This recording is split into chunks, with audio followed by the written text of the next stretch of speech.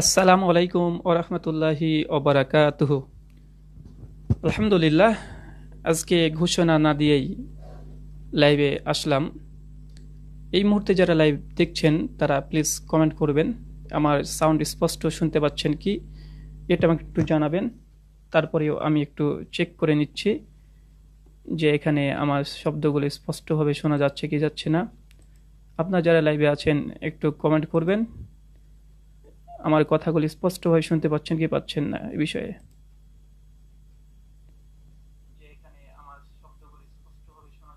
জি আলহামদুলিল্লাহ, আমি চেক করলাম, খুব সুন্দরভাবে আমার কথাগুলো বোঝা যাচ্ছে। আজকে আপনারা ইতিপূর্বে দেখে নিয়েছেন যে আমি একটি আলোচনার বিষয় দিয়েছি নাস্তিক আসিফ মহিউদ্দিনের প্রসঙ্গে আজকে আলোচনা করব। আপনারা দেখেছেন এর আগে আমি 29 তারিখে, সম্ভবত 29 এই মাসের গত মাসের 29 তারিখে আসিফ মহিউদ্দিনের সঙ্গে একটি বিষয়ে আলোচনা করেছিলাম।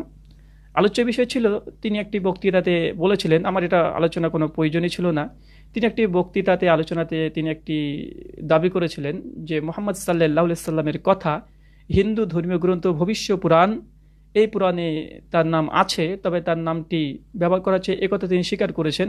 তবে তিনি যেটা বলতে চাইছেন যে হ্যাঁ, মুসলিমরা যদি জানতো যে মোহাম্মদের নাম আছে তবে কি অর্থে আছে, তিনি বলতে চাইছেন, তার দাবি হচ্ছে এটা যে মোহাম্মদের নাম আছে, তবে মোহাম্মদের নামটি খারাপ উদ্দেশ্যে ব্যবহার করা হয়েছে, তাকে অসুর বলা হয়েছে, রাক্ষস বলা হয়েছে, বদমাশ বলা হয়েছে, মানে তাই খারাপ মানুষ হিসেবে চিহ্নিতকরণ করা হয়েছে ভবিষ্য পুরাণ নামক হিন্দু ভাইদের এই ধর্মীয় গ্রন্থটিতে।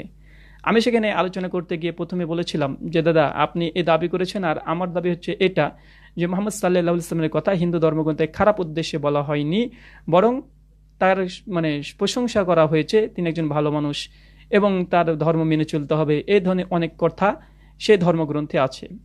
আজকে বলি যে যেহেতু আমি আলোচনা করছি, কেননা আমি বেশ কয়েকটি আলোচনা করেছি যে হিন্দু ধর্মগ্রন্থে মুহাম্মদ সাল্লাল্লাহু আলাইহি সাল্লামের ভবিষ্যৎবাণী, এ বিষয়ে আমার বেশ কয়েকটা ভিডিও ইন্টারনেটে মজুদ আছে, আপনারা যারা চান তারা শুনতে পারেন, স্পষ্টভাবে আছে, এখানে বিস্তারিত ব্যাখ্যা করেছি, প্রত্যেকটা শব্দের আমি মানে একটা একটা করে অনুবাদও করে দিয়েছি।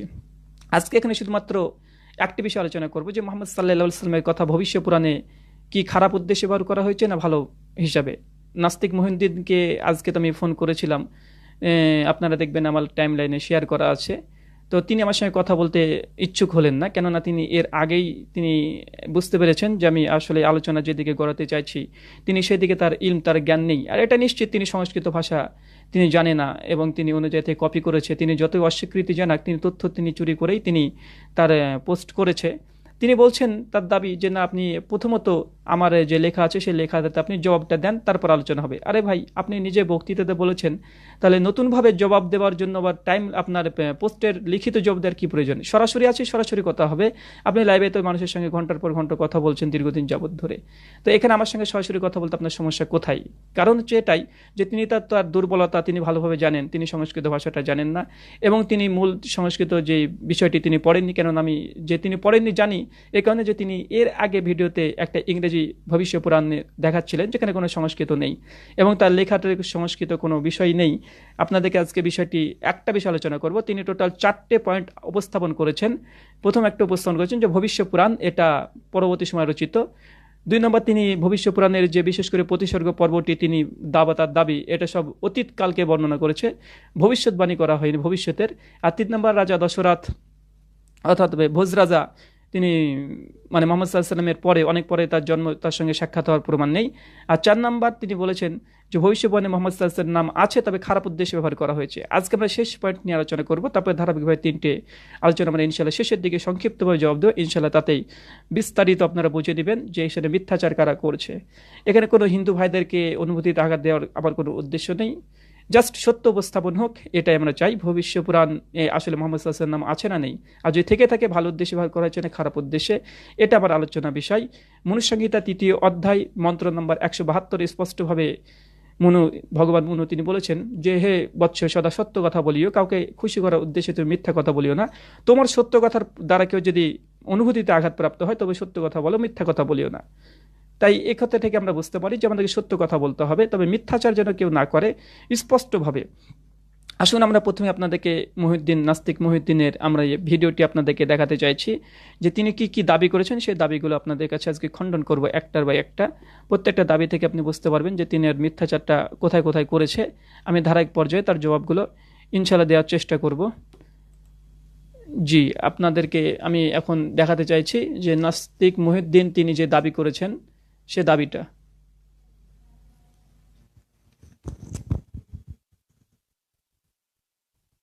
নাস্তিক মহিউদ্দিনের সঙ্গে আমার কথোপকথনের এক পর্যায়ে তিনি যে দলিল কোথায় গেল,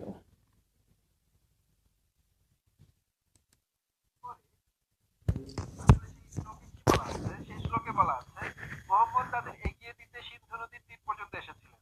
তিনি মোহাম্মদ মায়া ইলুশন প্রসারিত করতে সিদ্ধহস্ত ছিলেন এবং খুব আনন্দের সাথে রাজাকে বললেন, হে মহারাজ, আপনার ঈশ্বর আমার দাস হয়েছেন।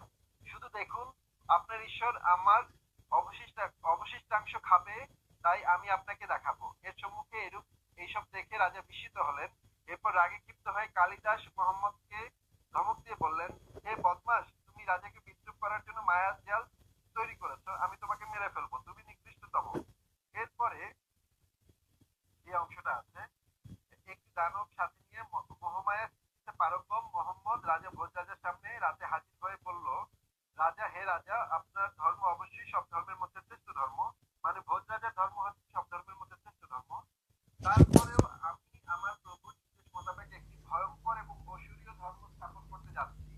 আমার অনুসারীদের লক্ষণ হবে যে তারা প্রথমে তাদের যৌনাঙ্গ কেটে ফেলবে, কোনো শিখা থাকবে না, তবে দাড়ি থাকবে। তারা পাপাত্তা হবে, প্রচুর হট্টগোল করবে এবং সব খাবে। এই অংশটা, এই যে রেফারেন্স দিয়েছি সেটার বই আমি আমার রেফারেন্স লিঙ্কে দিয়ে দিয়েছি লেখার এখানে, আপনি সেখান থেকে ডাউনলোড করে নিয়ে পড়ে নেন। হ্যাঁ, এবার আপনি বলেন। আচ্ছা, আমি পড়েছি, বললাম পড়েছি, আমি অনেক লেখা পড়েছি, এগুলো জবাব দেওয়ার জন্য প্রস্তুত। এবার আপনি ধৈর্য ধারণ করে শুনুন যে কোথায় কোথায়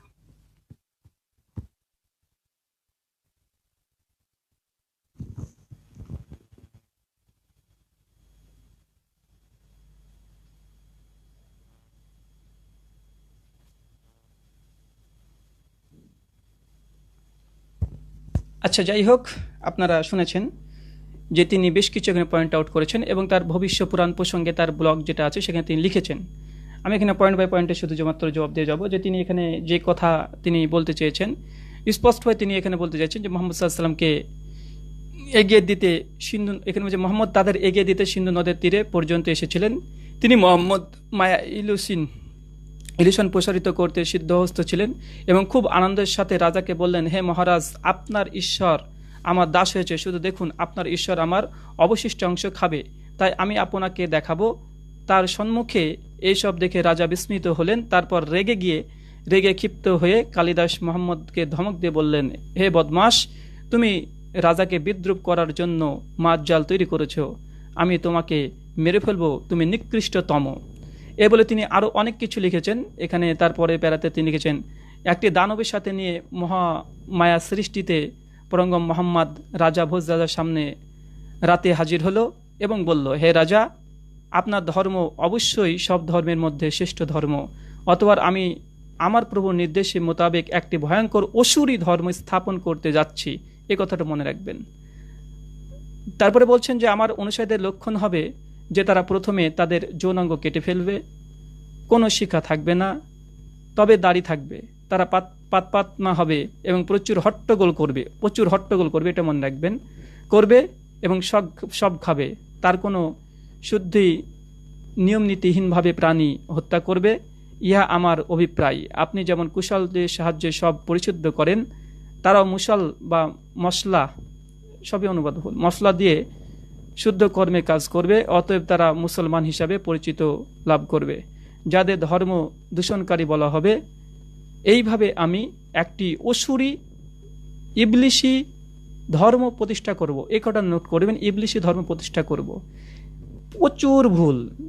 প্রচুর ভুল। সম্পূর্ণ শ্লোকটি তিনি এখানে সংস্কৃত দেননি, আর তিনি সংস্কৃত দিলে তিনি অনুবাদও করতে পারবেন না। যাই হোক, আপনাকে দেখালাম, এটা তার লেখা ব্লগ, আমি পুরোপুরি শোনালাম, আপনারা তার ব্লগে গিয়ে লেখাটা পড়তে পারেন।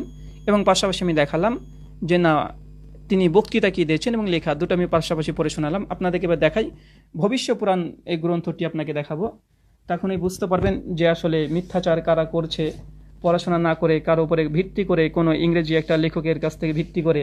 তারপরে ইংরেজি যে লেখকটি তিনি ওইখানে ব্লগের ওয়েবসাইট দিয়েছে, সেও একজন মুসলিম বা হিন্দু নয়, তিনি একজন জিউস, লেখাই আছে স্পষ্টভাবে তিনি একজন জিউস, অর্থাৎ তিনি ইহুদি ধর্মের অনুসারী। এখানে মারিজ ইন্টারনেটজিত নাকি নাম দিয়েছে, ইন্টারনিজিত। ইনার প্রসঙ্গে উইকিপিডিয়াতে স্পষ্টভাবে তিনি লিঙ্ক দিয়েছেন, তিনি একজন, স্পষ্টভাবে লেখা আছে যে তিনি একটা জিউস স্কলার, লেখাই আছে। আপনাদেরকে দেখাচ্ছি, 1 মিনিটের মধ্যে আপনাদেরকে কয়েকটা জিনিস দেখাবো। এই জিনিসগুলো না দেখতে পারলে আপনারা আলোচনা মজা পাবেন না, যে মিথ্যাচার কত রকমের হয়। প্রথমত আপনাদেরকে দেখাই, দেখুন তিনি যে অনুবাদটা করেছেন, সেই অনুবাদটা কার কাছ থেকে নিয়েছেন। এটা হচ্ছে ভবিষ্য পুরাণে ইসলামের প্রবর্তক মোহাম্মদ বলে তিনি একটা অধ্যায় ক্যাম্প করে তিনি লেখাটা লিখেছেন। এটা হচ্ছে ওনার সাইট। বলতে পারি যে আমরা অন্য কোনো সাইট থেকে এই কথাটা লিখেছি, আসলে তা না। মিথ্যাচার আমরা করি না, যারা মিথ্যাচার, যাদের পুঁজি তারা মিথ্যাচার করে, তারা উল্টাপাল্টা বলবে। এখানে ভবিষ্য পুরাণ প্রসঙ্গে লেখা আছে, এবং এখানে দেখেন, আমি এখানে সবুজ কালি দেয়া দেখা আছে, আমি মার্ক করছি।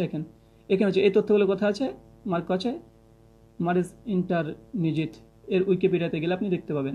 আমরা উইকিপিডিয়াতে চলে গেলাম, দেখা যাক উইকিপিডিয়াতে কি দেখা যাচ্ছে। তিনি এই ব্যক্তির মানে ভরসা করে তিনি আমার সঙ্গে বলছেন যে তাদের স্কলারদের কথা আমি মানবো না। এখানে পরিষ্কারভাবে লেখা আছে, দেখেন তার জন্মসাল দেওয়া আছে, তার মৃত্যুসাল দেওয়া আছে। এখানে লেখা আছে ওয়াজ এ জিউস স্কলার ফ্রম অস্ট্রেলিয়া। এই যে ভবিষ্য পুরাণের তিনি একে গবেষক মনে করলেন, তিনি কোথাকার, তারই লিঙ্ক এখানে পরিষ্কারভাবে লেখা আছে যে তিনি জিউস স্কলার ফ্রম অস্ট্রেলিয়া, অর্থাৎ ইনি একজন ইহুদি, আর তিনি ইহুদিদের কথার উপরে ভিত্তি করে তিনি তার অনুবাদ থেকে সঠিক বলে দাবি করছেন। আর আমি কাটা অনুবাদ করে দিচ্ছি, আমার কথাকে তিনি ভুল প্রমাণ করলেন। আসলে আমরা এবার দেখানোর চেষ্টা করছি ভবিষ্য পুরাণ, যেহেতু তিনি ভবিষ্য পুরাণ তিনি কখনো দেখেন এটা নিশ্চিত। এটা হচ্ছে ভবিষ্য পুরাণ, এই হচ্ছে ভবিষ্য পুরাণ, বুক নম্বর 584, এখানে স্পষ্ট হয়ে দেখছেন ভবিষ্য পুরাণ। এটা হচ্ছে গীতা প্রেস গোরক্ষপুর থেকে ছাপা। এটা হচ্ছে ভবিষ্য পুরাণের উল্টো পেজ, এখানে গীতা প্রেস গোরক্ষপুর থেকে ছাপা। ওদের পরিষ্কারভাবে ওদের সম্পূর্ণ কিছু দেওয়া আছে। আর এইখানে ভবিষ্য পুরাণের যে আলোচনা, ভবিষ্য পুরাণ দেখেন, ভবিষ্য পুরাণ প্রতিসার পর্ব 3, এতে 3টি অধ্যায় লেখা আছে স্পষ্টভাবে। এখান থেকে শ্লোকটি স্পষ্টভাবে শুরু হচ্ছে। আপনাকে শুধুমাত্র আমি শ্লোকটি এখন পৃষ্ঠাগুলো দেখাচ্ছি। ভবিষ্য পুরাণ মাত্র 4 পেজের, ভবিষ্য পুরাণের প্রতিশোধ পর্বটি মাত্র 4 পেজের। আপনারা যারা দেখতে চান, এটা আপনার জন্য খুব কঠিন নয়, খুব কঠিন বিষয় হবে না যে আপনার এটা তো অনেকক্ষণ ধরে খাটতে হবে। এখানে আমি কয়েকটা, এখানে বলেছে মোহাম্মদ নামাকা, এখানে আমি দাগিয়ে রেখেছি মুসলমান নিবাসী, মুরস্থালা নিবাসী, এখানে দাগিয়ে রেখেছি। আরও আমার কাছে ভবিষ্য পুরাণ অনেকগুলো আমার কাছে আছে, আপনাদের কাছে সবগুলো দেখাবো। এখানে ভবিষ্য পুরাণ শেষ হয়ে গেল, মাত্র 4টে পৃষ্ঠাতে ভবিষ্য পুরাণের প্রতিসার পর্ব 3, মানে পর্ব 3, এটা শেষ হয়ে গেল, 3টি অধ্যায়। এটা তো আপনাকে দেখালাম গীতা প্রেস গোরক্ষপুর থেকে, এটা হিন্দি অনুবাদ, এটা কোনো মুসলিমদের অনুবাদ না যে তারা এখানে বলবে যে আমরা এখানে ভুলভাল কিছু মানে অনুবাদ করেছি। এটা হচ্ছে দেখেন ভবিষ্য মানে বাংলা অনুবাদ, ভবিষ্য পুরাণ, স্বামী পরমানন্দ ভৈরব গিরি। এটা হচ্ছে একটা বিখ্যাত প্রকাশনী, যেটার নাম নবভারত প্রকাশন। এখানে লেখা আছে মহাত্মা গান্ধীর 76D 7,00,000 কলকাতা, 7,00,009, এখানে আপনারা দেখতে পাচ্ছেন। যাই হোক, ভবিষ্য পুরাণে এখানে তাদের মন্ত্রটি আছে, মন্ত্রটি তারা আছে, তারা অনুবাদ করেছে। এখানে মন্ত্রটি আছে, ঠিক আছে, মন্ত্রটি তাদের বাংলাতেও আছে। আমি আপনাকে সংস্কৃত ওদের দেখালাম। আরেকটা দেখাবো যে এটা হচ্ছে ভবিষ্য পুরাণ, এই যে বেদ প্রকাশ উপোপাধ্যায়ের, এটা হচ্ছে তার অনুবাদ, বাংলাতে অনুবাদ। এমন কিছু কঠিন হবে না, বইটা ইন্টারনেটেও পাবেন, হিন্দি আছে, উর্দুতে আছে, ইংরেজিতে আছে, তারপরে হচ্ছে তেলুগু ভাষাতে বইটা অনুবাদ হয়ে গেছে, আপনারা বইটা লিখতে পারেন। এটা সমস্ত কিছু লেখা আছে। যাই হোক, আপনাদেরকে এতক্ষণ আমি দেখালাম, দুটো জিনিস দেখালাম, যে ভবিষ্য পুরাণ প্রসঙ্গে তিনি অনেকগুলো কথা বলেছেন, যেগুলো তিনি না জেনে তিনি বলেছেন, কার কাছ থেকে কপি করেছেন। আর যার অনুবাদে পরে তিনি ভিত্তি করে এইসব কথাবার্তাগুলো বলেছেন, তিনি একজন কোনো হিন্দু স্কলার যদি হতো তাহলে তার কথাগুলোকে নাহলে আমরা গ্রহণ করতাম। তিনি হিন্দু স্কলার না, পরিষ্কার হচ্ছে তিনি একজন জিউস, তার অস্ট্রেলিয়াতে বাড়ি, তিনি একজন জিউস, অর্থাৎ তিনি কিসের, তিনি হচ্ছে একজন ইহুদি। ইহুদি তিনি একজন, তিনি স্কলার, তিনি সংস্কৃত পড়ে যদি পিএইচডি যদি করে, তারপরে কি তার গবেষণা মানে এখানে একটা নিরপেক্ষ দৃষ্টিভঙ্গি নিয়ে একজন ইহুদি কোনো একটি গবেষণা করলো একটা হিন্দু ধর্ম প্রসঙ্গে, আর হিন্দুরা একটা গবেষণা করলো হিন্দু ধর্ম প্রসঙ্গে, তাহলে কোনটা বেশি গ্রহণযোগ্য হবে? এখানে এখানে এটা হচ্ছে বেদ প্রকাশ উপপাধ্যায়ের লেখা একটি বই, এটা উল্টো দেখাচ্ছে সম্ভবত। বেদ প্রকাশ উপপাধ্যায়, এটা একজন পিএইচডি, সংস্কৃত ভাষার পরে পিএইচডি করা, একদম স্পষ্ট হয়ে তার বিস্তারিত ব্যবহার আপনারা ওয়েবসাইটে গিয়ে যদি আপনি উইকিপিডিয়া দেখেন তাও আপনি সেখান থেকে সংগ্রহ করতে পারবেন, বেদ প্রকাশ উপপাধ্যায়ের লেখা। আপনার সকলে জানেন বইটা খুব আলোড়ন সৃষ্টি করেছিল। এবার আমাদের দাবি এখানে যে খণ্ডন করব একটা একটা পয়েন্ট, প্রত্যেকটা পয়েন্ট আমরা খণ্ডন করব। নাস্তিক মহিউদ্দিন যিনি আছেন, আসিফ মহিউদ্দিন, তার দাবি খণ্ডন করব। তিনি যেখানে মিথ্যাচার করেছেন, আর একটা মিথ্যাচার না, পুরো শ্লোকটিকে তিনি বিকৃত করেছেন, তার জন্য আমরা প্রত্যেকটা জবাব দিতে পারি। আর তিনি মানে ভবিষ্য পুরাণ পড়বেন কি, তিনি হয়তো রেফারেন্সগুলো ঠিকঠাকভাবে দিতে পারেননি। তিনি একটা রেফারেন্স দিতে গিয়ে তিনি একটা আশ্চর্য কথা বলেছেন যে ইসলাম সম্পর্কিত ভবিষ্যৎবাণী প্রতিসর্গ পুরাণ 3য় অংশ। তিনি মিথ্যাচার কি, এগুলো হচ্ছে অজ্ঞতা, বা তিনি বলছেন যে আমরা নাকি অজ্ঞতা, আমরা নাকি মূর্খ। এখানে দেখেন তিনি স্পষ্ট আমি এখানে মার্ক করে রেখেছি যে তিনি ইসলাম সম্পর্কে ভবিষ্যৎবাণী প্রতিসর্গ পুরাণ 3য় অংশ থেকে। দেখেন আমি এটাকে লাল মার্ক করেছি, তার লেখাটাকে সম্পূর্ণ আমি কপি করেছি। আমি কিছু শুধুমাত্র অজ্ঞতা দেখাই, পুরোটাই অজ্ঞতা আছে, তার মধ্যে যতটা অজ্ঞতা দেখানো সম্ভব এখানে দেখেন। তিনি বলতে পারেন ইসলাম সম্পর্কে ভবিষ্যৎবাণী প্রতিসর্গ পুরাণ 3য় অংশ থেকে। আচ্ছা বলুন তো, প্রতিসর্গ পুরাণ বলে কোনো পুরাণ পৃথিবীর জমিনে আছে? আমি তো জানি না। আসলে এখানে তিনি ভুল, মানে এটা হচ্ছে অজ্ঞতা, তিনি ভবিষ্যৎ পুরাণ সম্পর্কে না জানার জন্য তিনি প্রতিসর্গ পুরাণ 3য় অংশ থেকে দিয়েছে। আসলে রেফারেন্সটা সম্পূর্ণ ভুল। প্রতিসর্গ পুরাণ বলে কোনো পুরাণ নেই, তিনি নিজে জানেন না। তিনি বলছে আমার আইকিউএলএস আছে নাকি, আরে তিনি নিজেই ধর্মগ্রন্থ সম্পর্কে জানে না, কপি করেছে। আসলে এটা হবে ভবিষ্য পুরাণ প্রতিসর্গ পর্ব। এখানে প্রতিসর্গ পর্বকে করেছে প্রতিসর্গ পুরাণ, প্রতিসর্গ পুরাণ বলে কোনো পুরাণ নেই। এটা তার অজ্ঞতা। আমরা একে অনেকগুলো অজ্ঞতার যদি কথা বলতে চাই, মানে 4-5 ঘন্টা সময় আমাদের জন্য কম হয়ে যায়। তবে তিনি যে সামনাসামনি আসতেন তার প্রত্যেকটার কথারগুলো জবাব দেওয়া হতো, কিন্তু তিনি যেহেতু বুঝতে পেরেছেন যে না, এখানে বিশেষ করে নাক গলবে না, কারণ আমি একটা পয়েন্টের উপর আলোচনা করবো, সে পয়েন্টে তাকে এদিক ওদিক যেতে দেবো না। এই জন্য তিনি লাস্ট পর্যন্ত বললেন যে আপনার সঙ্গে আমি ফোনটা কাটতে বাধ্য হলাম। দেখবেন তার আচরণটা আর আমার আচরণটা কি ছিল। কারণ এর আগে সানিউর রহমান তিনি আমার ফোন কেটে পালিয়েছেন, গালিগালাজ করেছেন, আপনারা দেখেছেন। আসিফ মহিউদ্দিন দা তিনিও প্রথম দিন আলোচনা করার পরে লাইন কেটে গেল, এখন তিনি কাটলেন না, কিসের জন্য কাটলেন, তিনি তো বলছেন যে নেট প্রবলেম হতে পারে, ধরে নিলাম। একটা লক্ষণীয় বিষয় যে আসিফ মহিউদ্দিন সাহেবের যতগুলো আলোচনা হয় প্রত্যেকটা তাদের একটি ওয়েবসাইট আছে সত্য মিথ্যা, এই নামে প্রত্যেকদিনকার তাদের আলোচনাগুলো সে ইন্টারনেটে তিনি ইউটিউবে আপলোড করেন। একটা হাস্যকর বিষয় যে আমার সঙ্গে যে তার আলোচনাটি হয়েছে সত্য মিথ্যাতে তিনি আপলোড করেননি। এখান থেকে কি বুঝতে পারছেন? তার প্রত্যেকটা লাইভের ভিডিওগুলো সত্য মিথ্যা নামক তাদের ব্লগ একটা ইউটিউব চ্যানেল আছে, সেখানে তারা ভিডিওটি আপলোড করে। আজকে 10 দিন পার হয়ে গেল, সবারগুলো করেছে। আমার আগে যারা আলোচনা করেছে তাদের করেছে, আমার পরে যারা পরের দিন আলোচনা করেছে সেগুলো আপলোড করেছে। কিন্তু আমারটা যেদিন আলোচনা হয়েছে 29 তারিখের আলোচনাটি, তিনি কিন্তু আমার আলোচনাটি অর্থাৎ ইউটিউবে দেননি। তার মানে বোঝা যাচ্ছে তিনি ওখানে একটি চাপা খেয়েছেন এবং তিনি যে তার মুখটা কালো হয়ে গেছে এই জন্য তিনি কিন্তু আলোচনাটি দেয়নি। আসুন আমরা এবার স্পষ্টভাবে চলে যাই যে ভবিষ্য পুরাণে মোহাম্মদ সাল্লাল্লাহু আলাইহি সাল্লামকে খারাপ মানুষ বলা হয়েছে কি হয়নি। নাস্তিকদের বেশ কিছু অভিযোগ এবং অমুসলিম ভাইরা বেশ কিছু অভিযোগ করেছে, সেগুলো দুজনে খণ্ডন একসঙ্গে করে দেব। এখানে প্রথম মন্ত্রটি আমাদের জানা উচিত যে ভবিষ্য পুরাণ আপনাকে দেখালাম, এর রেফারেন্স হচ্ছে ভবিষ্য পুরাণ প্রতিশকে পার্ব 3 খণ্ড 3 অধ্যায় 3 শ্লোক 5 থেকে 8 এবং 26-27। এই মন্ত্রগুলোকে নিয়ে তারা ছলচতর বেশি করে, তাই এই মন্ত্রগুলোই আমি আজকে আপনাদের সামনে প্রথমত মন্ত্রটি পাঠ করব, তারপরে তার প্রত্যেকটা অনুবাদ করব পয়েন্ট বাই পয়েন্ট। তারপরে নাস্তিকরা যেখানে এখানে ভুল করেছে, মিথ্যা কথা বলেছে, সেগুলোর স্পষ্ট হয়ে জবাব দিতে থাকবো। আগে মন্ত্রটি পড়ি। মন্ত্র বলছে এতস্মিন্তরে মিলেচ্ছাচারণীয় সমন্বিতাঃ মহামাদৈতি খ্যাত শিষ্য শাখা সমন্বিতাঃ নিপোশ্চৈব মহাদেবং মরুস্থল নিবাসিনাম গঙ্গা জলস্য পঞ্চগর্ভ সমন্বিতাঃ চন্দনাদিবার ভচ্চতুষ্ট মনুষ্যহরম নমোস্তে গিরিজন্নাথ প্রভু নিবাসিনে ত্রিপুরাসুরনাশ বহুময় প্রবর্তনে লিঙ্গচ্ছেদশিকা হীন শ্রীধারিষু দূষকা উচ্চলাপি সর্বভোক্ষী ভবিষ্যতি জনমমা। মূলত এই মন্ত্রগুলোকে নিয়ে তারা খেলা করে, তার জন্য এই মন্ত্রগুলো পাঠ করলাম। এগুলো প্রত্যেকটা সঠিক অনুবাদ এবং তাদের মিথ্যা কোথায় আশ্রয় নিয়েছে সেগুলোর আমরা জবাব দিতে থাকবো পয়েন্ট বাই পয়েন্ট।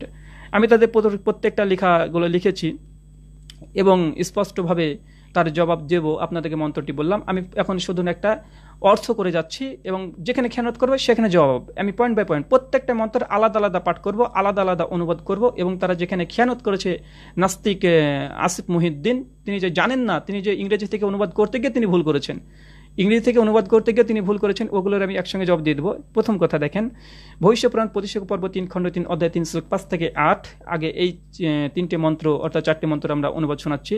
এখানে দেখা বলা হচ্ছে কি যে এত স্মৃন্তর মিলেচ্ছা আচার্য সমান্বিতাহা, এত স্মৃন্তর মিলেচ্ছা, একজন মিলেচ্ছা আসবে, একজন মিলেচ্ছা আসবে, এত স্মৃন্তর মিলেচ্ছা, মিলেচ্ছা মানে অনার্য, মানে যিনি ভারতবর্ষের মানুষ নন। এটা যদি আপনাকে দেখাতে যাই, আপনাকে আমি মিলেচ্ছের সংস্কৃত ডিকশনারি থেকে আপনাকে আমি দেখিয়ে দিই যে মিলেচ্ছ হচ্ছে একজন ফরেনার, মিলেচ্ছ মানে একজন ফরেনার। স্পষ্ট হয়ে এখানে মিলেচ্ছ শব্দের অর্থ সংস্কৃত, এখানে লাল দিয়ে দাগ দিয়ে আছে দেখেন, একজন ফরেনার মানে একজন অনার্য, যে বাইরেকার, বাইরের দেশ থেকে আসবে ফরেনার, মিলেচ্ছ। সংস্কৃত ডিকশনারি থেকে আমি স্পষ্ট আপনাদেরকে দিলাম মিলেচ্ছ শব্দের অর্থ, আপনারা যে কেউ দেখতে পারেন যে মিলেচ্ছ শব্দের অর্থ একজন ফরেনার, এটা হচ্ছে মূলত মূল অর্থ। মিলেচ্ছ মানে খারাপ মানুষ, এটাও ব্যবহার করে হিন্দু ভাইরা। আর হিন্দু ভাইদের এখানে খারাপ মানুষ মনে করার কারণই আছে, কেননা তারা যারাই বহির্বিশ্বে থাকে তাদেরকে তারা খারাপ মানুষ হিসেবে চিহ্নিত করে, এগুলোতে স্পষ্ট প্রমাণিত, নতুন ভাবে বলা প্রয়োজন না। যারা সনাতন ধর্ম অবলম্বী না তারাই তাদের কাছে পাপী এবং খারাপ মানুষ। তার জন্য আপনারা দেখবেন অনেক অমুসলিম ভাইদের বাড়িতে যদি কোনো মুসলিমরা বসে, সেই সময় তারা কি মুসলিম যখন চলে যায়, তার ওই বসে যেখানে মুসলিমরা বসেছিল ওখানে গঙ্গা জল দিয়ে জায়গাটা পবিত্র করে, কেন তারা অপবিত্র, এর উদ্দেশ্যে অপবিত্র বলা হয়েছে, তার চারিত্রিক বৈশিষ্ট্যের দিক থেকে না, তারা সার্বিকভাবে যারা অনার্য তাদেরকে তারা খারাপ মনে করে। তো এখানে বোঝা গেল যে এত স্মৃন্তর মিলেচ্ছা আচার্য সমান্বিতাহা, একজন ব্যক্তি আসবে যে মিলেচ্ছ অনার্য, একজন অনার্য আসবে, আচার্যেন সমান্বিতাহা, আচার্য, আচার্য শব্দ ব্যবহার করেছে, মানে আমরা একটা দেখবেন যে আচার্য বলি, আচার্য কাকে বলি, আচার্য দিয়ে যদি আপনি শুধু আচার্য লেখেন, আচার্য লিখে যদি আপনি গুগলে চলে যাবেন, আচার্য লিখবেন, আচার্য বলতে কাদেরকে বোঝানো হয় স্পষ্টভাবে এখানে আচার্য বলতে মানে গুণাবলী বা জ্ঞান সমৃদ্ধ ব্যক্তিকে, যেমন আচার্য প্রফুল্লচন্দ্র রায়, আচার্য মানে একজন শিক্ষক, একজন শিক্ষক, একজন ভালো গুরু, একজন ভালো গুরুকে আচার্য বলা হয়। অর্থাৎ আচার্য শব্দটি হিন্দু ভাইয়েরা এখানে কি হিসেবে ব্যবহার করে, সম্মানার্থে ব্যবহার করে, গুরু হিসাবে, শিক্ষক হিসাবে, টিচার হিসাবে আচার্য শব্দটি ব্যবহার করা হয়। বাইবেলে অনেক জায়গাতে আছে, বাইবেল অনেক জায়গাতে আচার্য শব্দ যখন অনুবাদ করেছে তারা বাইবেলে বাংলায় তখন আচার্য শব্দ ব্যবহার করেছে। আর এর জন্য বেশি কিছু আপনার করার প্রয়োজন নেই, আচার্য শব্দটি লিখবেন, লিখে আপনি গুগলে যাবেন, দেখবে আচার্য বাংলা অর্থ, এটা লিখলে দেখবেন বিভিন্ন ডিকশনারি থেকে পেয়ে যাবেন। যেন শিক্ষক, একজন গুরু, একজন শিক্ষক, একজন গুরু, একজন উস্তাদকে বলা হয় আচার্য, সম্মানার্থে ব্যবহার করা হয়। তো এখানে বোঝা গেল এত স্মৃন্তর মিলেচ্ছ আচার্য সমান্বিতা, একজন ব্যক্তি আসবে, তিনি দাবি করেছেন এটা নাকি সব মানে পাস্ট টেন্সে করা আছে, ফিউচার টেন্সে নেই, কিন্তু এখানে স্পষ্টভাবে এটা ফিউচার টেন্সে, একজন ব্যক্তি আসবে আচার্য মানে সে একজন শিক্ষাগুরু, একজন ভালো টু টিচার, মানে একজন মানে ভালো শিক্ষক একজন আসবেন, একটা গুড শিক্ষক, ভালো শিক্ষক আসবে, সমান্বিতাহা, তাকে সঙ্গ মানে সঙ্গ সাথীকে একসঙ্গে নিয়ে আসবে স্পষ্ট। তারপরে সে ব্যক্তির নাম স্পষ্ট বলছে, 2 নম্বর মন্ত্র, 6 নম্বর মন্ত্র, মোহাম্মদ ইতি খ্যাতা শিষ্য শাখা সমান্বিতাহা, মোহাম্মদ সে ব্যক্তির নাম কি হবে, মোহাম্মদ ইতি খ্যাত, মোহাম্মদ নামে সে পরিচিতি লাভ করবেন, শিষ্য শাখা, এবং শিষ্য শাখা নিয়ে তিনি এই পৃথিবীতে আসবেন। স্পষ্টভাবে দেখেন, প্রত্যেকটা অর্থ আমি একটা একটা করছি। এবার 2 মন্ত্র তিনি কি বলছেন যে নিপশ্চৈব মহাদেবং মরুস্থলা নিবাসিনাম, নিপাহ নি মানে রাজা, নি মানে রাজা, কিং, রাজাকে বলা হয় নিপশ্চৈব মহাদেবং মরুস্থলা নিবাসিনাম, নি মানে রাজা, সেই রাজা মানে সেই রাজা মরুস্থলবাসী সেই মহাদেবের প্রতি শ্রদ্ধা নিবেদন করবে। এখানে একটা খেয়ানত আছে, এই খেয়ানতটা আমরা একটু পরে বলছি। যেখানে মহাদেব বলতে এই আসিফ মহিউদ্দিনের কমেন্টারিতে একজন হিন্দু ভাই লিখেছেন এখানে মহাদেব বলতে শিবকে বোঝানো হয়েছে, কিন্তু শিবকে বোঝানো হয়নি, তার জবাবটা দিয়ে দেবো। এখানে নিপশ্চৈব মহাদেবং মরুস্থলা নিবাসিনাম, এখানে হচ্ছে নিপা মানে রাজা, সেই রাজা মরুস্থলবাসী সেই মহাদেবের প্রতি শ্রদ্ধা নিবেদন করবে, গঙ্গা জলস্য পঞ্চগর্ভে সমান্বিতা, এবং তাই গঙ্গা জল দ্বারা তাকে গঙ্গা জল দ্বারা স্নান করিয়ে মানে স্নান করাবে, এবং পঞ্চগর্ভযুক্ত চন্দনাদি দ্বারা তারা ভক্তি বন্দনা করবেন। আমি কিন্তু যে অনুবাদটা করছি এটা আমারও অনুবাদ, আমি আগে নিজের অনুবাদ করবো, তারপরে হিন্দু স্কলাররা কি কি অনুবাদ করেছে, আমার অনুবাদটা ঠিক না তাদের অনুবাদ ঠিক, এটা আপনারা বুঝতে পারবেন। তারপর এখানে বলছে মহাদেবং মরুস্থলা নিবাসিনাম, এখানে একটা জবাব যে ওখানে আমরা এখানে হিন্দু ভাইরা সেখানে এখানে বলছে যে গঙ্গা জলস্য পঞ্চগর্ভে সমান্বিতাহা চন্দনাদি বর্ভচ্চ তুষ্ট মনুষ্য হরম, এই অনুবাদ করতে গিয়ে নিপশ্চৈব মহাদেবং মরুস্থলা নিবাসিনাম। নিপশ্চৈবা মানে সে রাজা মহাদেবকে, হিন্দু ভাইরা অনুবাদ করতেছে সে রাজা মহাদেব অর্থাৎ শিবকে গঙ্গা জল দ্বারা পবিত্রতা অর্থাৎ গঙ্গা জল দ্বারা ধুয়ে পরিষ্কার করবে। এটা মিথ্যা অনুবাদ, তার জন্য জ্বলন্ত প্রমাণ মন্ত্রে লেখা আছে নিপশ্চৈব মহাদেবং, এই রাজা মহাদেবং। মহা মানে স্পষ্ট আপনার যে কোনো সংস্কৃত ডিকশনারি থেকে আপনি দেখতে পারেন যে মোহাম্মদ শব্দের অর্থ স্পষ্টভাবে বলা আছে যে স্বর্গীয় সত্তা। মহা মানে মহান, আর দেব মানে স্বর্গীয় সত্তা। মহান যে সত্তা একে বলে মহাদেবং মরুস্থলা নিবাসিনাম। এটা দ্বারা প্রমাণিত হয় যে স্পষ্টভাবে যে এখানে ভগবান শিবের জন্য এখানে মহাদেব শব্দ ব্যবহার করা হয়নি। কেন বলছে সে মহাদেব কোথায় বাস করবে? মরুস্থলা নিবাসিনাম। মরুস্থল মানে মরুভূমিতে, নিবাসিনাম সে মরুস্থলে বসবাসকারী হবে। কিন্তু শিব কি মরুস্থলে বসবাস করে? হিন্দু ভাই শ্বেতা সূত্র উপনিষদ থেকে ওখানে উদ্ধৃতি দিয়েছে 3য় অধ্যায় থেকে 6, 7 নম্বর 8 নম্বর মন্ত্র থেকে তিনি দিয়েছেন। এখানে স্পষ্টভাবে লেখা আছে যে গৃশাঙ্কাট মহাদেবাং, অর্থাৎ শিব গৃশাঙ্কাট, তিনি কিসের? তিনি হচ্ছে পাহাড়ের পরে থাকবেন, তিনি দেবতা। শিব কখনোই মরুস্থান নিবাসী নয়। মরুস্থান নিবাসী কালমাত্র মোহাম্মদ সাল্লাল্লাহু সাল্লাম এখানে স্পষ্ট হয়ে প্রমাণিত। কিন্তু শিব হচ্ছে পাহাড়ের দায়িত্বে আছে। আর শিব কখনো মরুভূমিতে তিনি ছিলেন এমন কোনো প্রমাণও নেই যে তিনি মরুভূমির দায়িত্বে তিনি আছেন, এমন কিছু নাই। তারপরে এখানে পরিষ্কারভাবে বলা হচ্ছে, এবার মূল শ্লোক। এখানে আপনাকে বোঝাতে চাইলাম দুটো জিনিস, পয়েন্ট এখানে আউট করবেন। যে এখানে মোহাম্মদ সাল্লাল্লাহু আলাইহি ওয়াসাল্লাম প্রথমে হচ্ছে আচার্য মানে গুড টিচার, একটা ভালো শিক্ষক, একটা গুড শিক্ষক হিসেবে তাকে ব্যবহার করা হয়েছে। তা হচ্ছে মোহাম্মদ সাল্লাল্লাহু আলাইহি ওয়াসাল্লামকে বলছে নিপাশ্চৈব মহাদেবং, তখন রাজা মহাদেবং, অর্থাৎ মোহাম্মদ সাল্লাল্লাহু আলাইহি ওয়াসাল্লাম এখানে শিব নয়, তার জন্য খণ্ডন করেছি। অর্থাৎ রাজা সে মহান সেই সত্তা, অর্থাৎ এই যে উপরে মোহাম্মদের শব্দ ব্যবহার করলো মোহাম্মদ, এবার মোহাম্মদের কথা বলতে গিয়ে রাজা সেই মহান সত্তা অর্থাৎ মোহাম্মদ সাল্লাল্লাহু আলাইহি ওয়াসাল্লামকে, যিনি মরুস্থল অর্থাৎ মরুভূমিতে বসবাস করে, তাকে গঙ্গা জল দ্বারা পবিত্রতা অর্জন করাবে। এবং এখানে হিন্দুদের রীতি অনুযায়ী অনেক কিছু তাদেরকে কথা বলা হয়েছে। এবার তারপরে যেখানে মূল আলোচ্য বিষয় যে মোহাম্মদ সাল্লাল্লাহু আলাইহি ওয়াসাল্লামকে অসুর বলা হয়েছে না অন্য কিছু বলা হয়েছে। মোহাম্মদ সাল্লাল্লাহু আলাইহি ওয়াসাল্লামকে অসুর বলা হয়নি, স্পষ্ট ভালো মানুষ বলা হয়েছে। এখানে যারা নাস্তিক আছে তারা এখানে খেয়ানত করেছে। মন্ত্র ভবিষ্য পুরাণ 25 পর্ব 3 খণ্ড 3 অধ্যায় 3 শ্লোক 7 এবং 8 এই দুটো শ্লোকেই তারা এখানে অনুবাদে কারচুপি করে, অনেক সময় অনুবাদ তারা করেও না। এখানে স্পষ্ট হয়ে লেখা আছে দেখেন, ত্রিপুরাসুর নাশায়া বহু মায়া প্রবর্তনে, ত্রিপুরাসুর নাশায়া বহু মায়া প্রবর্তনে, এই শ্লোকটিকে তারা খেয়ানত করেছে। আর এটা জানার জন্য পূর্বের শ্লোকটি দেখেন, যেখানে পরিষ্কারভাবে 7 নম্বর মন্ত্র বলছে নমস্তে গিরিজান্নাথ প্রভু, নমস্তে গিরিজান্নাথ মরুস্থলা নিবাসিনা ত্রিপুরাসুর নাশায়া বহু মায়া প্রবর্তনে। এই হচ্ছে নমস্তে মানে তার কাছে নত হওয়া, গিরিজান্নাথ। এখানে মোহাম্মদ সাল্লাল্লাহু আলাইহি ওয়াসাল্লামকে দেখেন, মোহাম্মদ সাল্লাল্লাহু আলাইহি ওয়াসাল্লামের কথাই কিন্তু হচ্ছে, এখানে অন্য কোনো অসুর টসুর এখনো কেউ ঢুকেনি। এখনো মোহাম্মদ সাল্লাল্লাহু আলাইহি ওয়াসাল্লাম সম্পর্কে এসে গিরিজান্নাথ মানে মানব জাতির গর্ব, গিরিজান্নাথ মানে মানব জাতির গর্ব। এ হচ্ছে সেই নমস্তে, হে মানব জাতির গর্ব, তোমার কাছে প্রণাম, তোমার কাছে প্রণাম। মরুস্থলা নিবাসিনে, কোন ব্যক্তি যে মরুস্থলে বসবাস করে। আবার এখানে প্রমাণ হলো এই শ্লোক দ্বারা যে মোহাম্মদ সাল্লাল্লাহু আলাইহি ওয়াসাল্লাম তিনি মরুভূমিতে তিনি বাস করতেন এবং তার কাছে সে রাজা নামাস্তে, তার কাছে নত হচ্ছে এবং যে গিরিজান্নাথ এবং মানব জাতির গর্ব।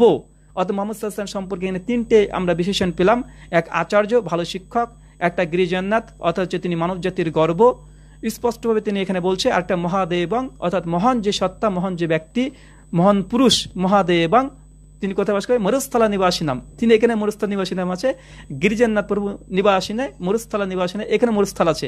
তাই এখানে খণ্ডন করার কোনো জায়গা নেই যে শিবকে বলা হয়েছে মহাদেব, শিবকে বলা হয়েছে মহাদেবং। জি, শিব কখনো মরুভূমিতে তিনি বসবাস করেনি। স্পষ্ট হয়ে শ্বেতাসূত্র উপনিষদে স্পষ্ট লেখা আছে, যেটা হিন্দু ভাইরা দলিল তারা দিয়েছে যে শিব কোথায় বসবাস করে। স্পষ্ট তারা স্বীকার করে নিয়েছে যে শিব বসবাস করে শুধুমাত্র এখানে। আপনাকে এখানে দেখাচ্ছি যে তিনি লিখেছেন, ওই হিন্দু ভাই একটা লিখেছে যে শ্বেতাসূত্র উপনিষদ 3য় অধ্যায় 5 এবং 6 নম্বর মন্ত্রে শিবের কথা বলেছে যে শিব, এবং মন্ত্র আপনাকে দেখাচ্ছে যে শিব কোথায় বসবাস করে। শিব কি মরুভূমিতে বসবাস করে না শিব হচ্ছে কিসের দেবতা? শ্বেতাসূত্র উপনিষদ থেকে আপনাদেরকে আমি দেখাচ্ছি একটু। 3য় অধ্যায় শ্বেতাসূত্র উপনিষদের 3য় অধ্যায় 5 এবং 6 নম্বর মন্ত্র। হিন্দু ভাই এখানে এই কমেন্টটি করেছে যে এখানে গিরিজান্নাথ অর্থাৎ মানব জাতির গর্ব বলতে গেলে বোঝানোর চেষ্টা করেছে যেখানে মহাদেব অর্থাৎ শিবকে বলা হয়েছে, যেটা তিনি রেফারেন্স দিয়েছে শ্বেতাসূত্র উপনিষদ 3য় অধ্যায় 5 এবং 6 নম্বর মন্ত্র। আমরা ঠিক তার দেওয়া রেফারেন্সে আমরা চলে যাব, নতুন কোনো আমরা রেফারেন্স দেবো না, তার রেফারেন্স থেকেই আমরা খণ্ডন করে দেবো যে তাদের ওই কথাটি সম্পূর্ণ ভুল এবং তিনি ওটাতে বুঝতে পারেননি। আমি আপনাকে এখানে দেখাবো 3য় অধ্যায় 5 এবং 6 নম্বর মন্ত্র। জি।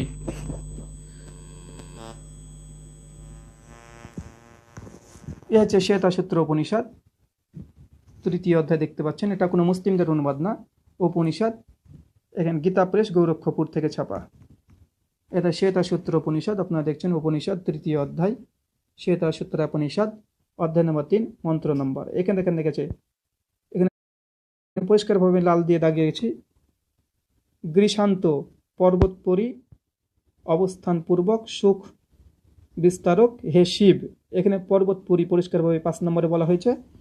6 নম্বর দেখেন দেখেছে, এর গৃত্রে হে গিরিরাজ হিমালয়কে রক্ষাকারী দেব, অর্থাৎ শিবকে এখানে হিমালয়কে রক্ষাকারী দেব হিসাবে অঙ্কন করা হয়েছে, বলা হয়েছে স্পষ্টভাবে। তাই হিন্দু ভাই যে রেফারেন্স দিয়েছে, শিব এখানে কোনোভাবে আসছে না, কারণ শিব হচ্ছে এখানে স্পষ্ট হয়ে তাকে বলা হচ্ছে যে হিমালয়কে রক্ষাকারী দেব, হিমালয় অর্থাৎ পাহাড় পর্বতকে রক্ষাকারী দেব হচ্ছে শিব। তিনি কখনোই এ কথা প্রমাণিত নয় যে তিনি মরুভূমিতে বসবাস করতেন।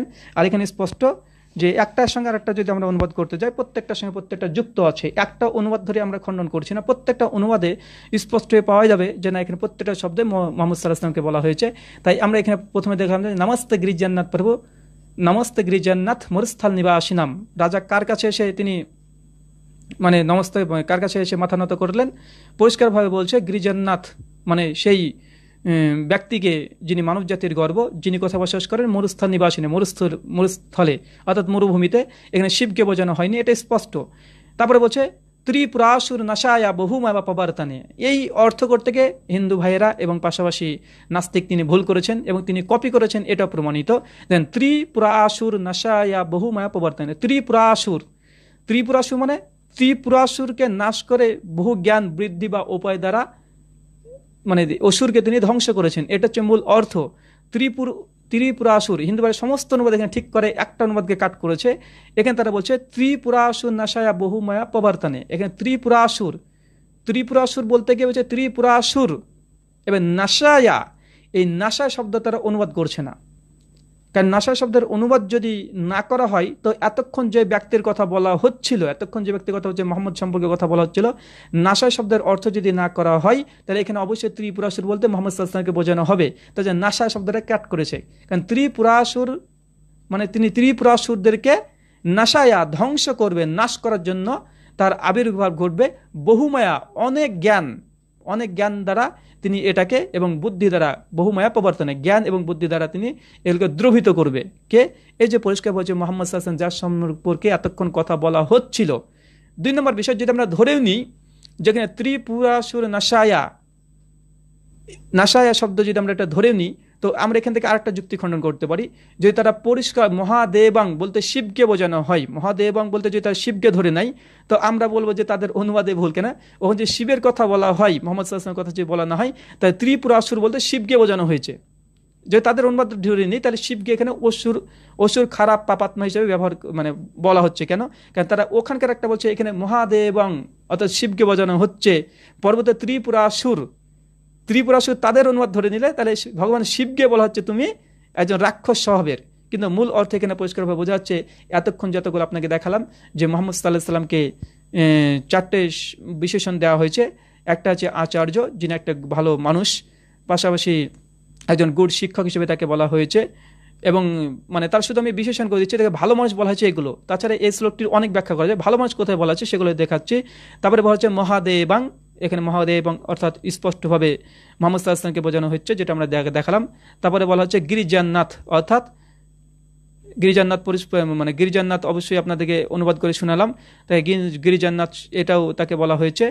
আর এখানে সর্বশেষ তাকে বলা হলো ত্রিপুরাসুর নাশায়া, এবং এই ব্যক্তি অসুরদেরকে নাশ করবে। অর্থাৎ 4টে ভালো বিশেষণ পেলাম, কোনো খারাপ মানে বিশেষণ একটা এখন পর্যন্ত আসেনি। তারপরে আমরা আপনাদের এখানে আরও চলে যাব যে এখানে হিন্দু ভাইরা বা অমুসলিম নাস্তিক যারা আছে তারা এখানে আরেকটা অনুবাদ করে যে মায়া শব্দটি, তারা এখানে মায়া শব্দের অনুবাদ ভুল করতে চায়। কিন্তু মায়া শব্দের অর্থ এটা পরিষ্কারভাবে জ্ঞান মানে জ্ঞান মানে ইলম, জ্ঞান মানে ইলম মানে যার জ্ঞান আছে তাকেই বলা হয় মায়া। ঋগ্বেদ মণ্ডল 1 সূক্ত নম্বর 11 মন্ত্রের সাথে ইন্দ্রকে পরিষ্কারভাবে মায়াবী হিসেবে বলা হয়েছে। আর এটা আপনারা সকলে জানেন যে মায়া ইন্দ্রিয়া, মায়া ইন্দ্রিয়া মানে মানে জ্ঞান, জ্ঞান মায়া মানে বা জ্ঞান, এটা কোনো খারাপ উদ্দেশ্যে বলা হয়নি, তাই এই অনুবাদটা তাদের ভুল। তারপর আমি যেখানে দেখাবো, এখানে মন্ত্র বলছে ম্লেচ্ছ গুপ্তায়া সচিন দয়া রূপায়ানা, পরিষ্কারভাবে 10 নম্বর মন্ত্র বলছে, ম্লেচ্ছের দ্বারা সুরক্ষিত হে শুদ্ধ সত্য চৈতন্য স্বরূপ পদ। এইখানে দেখেন সচিন্দ দয়ান্দ সচিন্দা দয়ান্দ সচিন্দা দয়ান্দ এই শব্দটি ব্যবহার করা হচ্ছে, যে সচিন্দ দয়ান্দ, যে মোহাম্মদ সাল্লাল্লাহু আলাইহি ওয়াসাল্লামকে আবার সচিন্দ রূপায়ণ বলা হচ্ছে, সচিন্দ দয়ানন্দ বলা হচ্ছে। আর আপনারা এটা খুব ভালোভাবে জানেন যে শ্রীকৃষ্ণের সচিন্দ দয়ানন্দ রূপায়ণ বলে একটি আলাদাভাবে একটা দামোদর নম নমস্কার একটা সঙ্গীত আছে, যেখানে যারা বৈষ্ণবী, হিন্দুদের মধ্যে যারা বৈষ্ণবী দলের লোক, তারা এই মন্ত্রটি পাঠ করে। শ্রীকৃষ্ণকে এই সচিন দয়ানন্দ হিসাবে আখ্যায়িত করা হয়েছে, আর মোহাম্মদ সাল্লাল্লাহু আলাইহি ওয়াসাল্লামকে এখানে স্পষ্টভাবে সচিন্দ বলা হচ্ছে। মানে 5টা বিশেষণ পেলাম যে মোহাম্মদ সাল্লাল্লাহু আলাইহি ওয়াসাল্লামকে স্পষ্টভাবে তারা, খারাপ তো কোনো কথাই নেই, বরং তার একটার পর একটা তার মানে ভালো গুণ এবং বৈশিষ্ট্যগুলোর কথা বলে চলেছে। আরেকটা এখানে দেখাবো যে অনুবাদ তারা কোথায় কোথায় ভুল করেছে। আপনাদের আলোচনামূলক মোটামুটি শেষ, তার সঙ্গে যেখানে আলোচনা করেছিলাম এই 4টি মন্ত্র।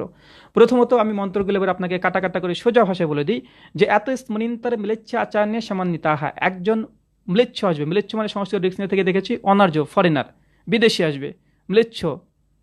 একজন ম্লেচ্ছ আসবে যিনি বিদেশি, ম্লেচ্ছ আচার্য, তাকে বলা হচ্ছে আচার্য এবং সম্মানিত ব্যক্তি, সে জ্ঞানী ব্যক্তি, আচার্য জ্ঞানী ব্যক্তি সমান্বিতা। তার নাম বলছে মোহাম্মদা ইতি খ্যাতা, সে মোহাম্মদ নামে, ইতি মানে সে খ্যাতি অর্জন করবে, মোহাম্মদ ইতি খ্যাতা। শিষ্য শাখা, তিনি শিষ্য শাখা অর্থাৎ সাহাবা রাদিয়াল্লাহু তাআলা আনহুর কথা বলছে, সমান্বিতাহা, তিনি শিষ্য সাথ মানে শিষ্য অর্থাৎ সাহাবা রাদিয়াল্লাহু তাআলা আনহুদেরকে তিনি নিয়ে আসবেন। স্পষ্টভাবে এই দুটো মন্ত্র থেকে আমরা দুটো জিনিস স্পষ্ট হলাম। আর তারপরে বলা হচ্ছে মন্ত্রটি মোহাম্মদ ইতি খ্যাতা শিষ্য শাখা সমান্বিতাহা নিপশ্চৈব মহাদেবাং মরুস্থল নিবাসিনাম। নৃপা অর্থাৎ রাজা, সেই মোহাম্মদ সাল্লাল্লাহু আলাইহি ওয়াসাল্লামকে যিনি মরুস্থল নিবাসী, তাকে তিনি প্রণাম করবেন, তাকে শ্রদ্ধা করবেন, তার ভক্তি করবেন, শ্রদ্ধা করবেন। স্পষ্টভাবে বলা হচ্ছে। তবে গিরিজান্নাথ প্রভু নিবাসিনে, গিরিজান্নাথ শব্দটা তার জন্য ব্যবহার করা হয়েছে স্পষ্টভাবে। গিরিজান হচ্ছে মানব জাতির গর্ব। 4টে। আর 5 নম্বর বলা হচ্ছে ত্রিপুরাসুর, এই মোহাম্মদ নামক এই ব্যক্তি, তিনি শত্রুদের বিনাশ করবেন। এই যে আমি আপনাকে 5টা শুধুমাত্র বিশেষণ দেখালাম, যেখানে মোহাম্মদ সাল্লাল্লাহু আলাইহি ওয়াসাল্লাম প্রসঙ্গে স্পষ্ট ভালো কথা বলা হয়েছে, খারাপ কথা কোথাও নেই। তারা খারাপ শব্দ বলে নাসায়া শব্দের পরিবর্তন করতে চেয়েছে, কিন্তু নাসা শব্দ সংস্কৃতের মূল, সংস্কৃত স্পষ্টভাবে আছে। আর 2 নম্বর, যে হিন্দু ভাইরা এখানে মহাদেব বলতে এখানে শিবকে বুঝিয়ে শিবকে ভালো মানুষ করতে চেয়েছে, কিন্তু এখানে শিব না। কেন? শিব মরুস্থলে তিনি বাস করে না। স্পষ্ট সেটা সূত্র উপনিষদ থেকে হিন্দু ভাইয়ের যে দলিল দেয় সেটা খণ্ডন করলাম। তিনি মহা মানে পর্বতের তিনি দায়িত্বশীল, তিনি তার দায়িত্বে আছেন, তাকে কখনোই মরুস্থল নয়। আর 6 নম্বর দেখালাম যেটা, যে সচিন দয়ানন্দ রূপায়া, মোহাম্মদ সাল্লাল্লাহু সচিন দয়ানন্দ রূপায়া বলা হয়েছে, যেটা স্পষ্ট শ্রীকৃষ্ণের যে দামোদর নমস্কারম যে ইয়াটি আছে, ইন্টারনেট থেকে শুনে নিতে পারেন।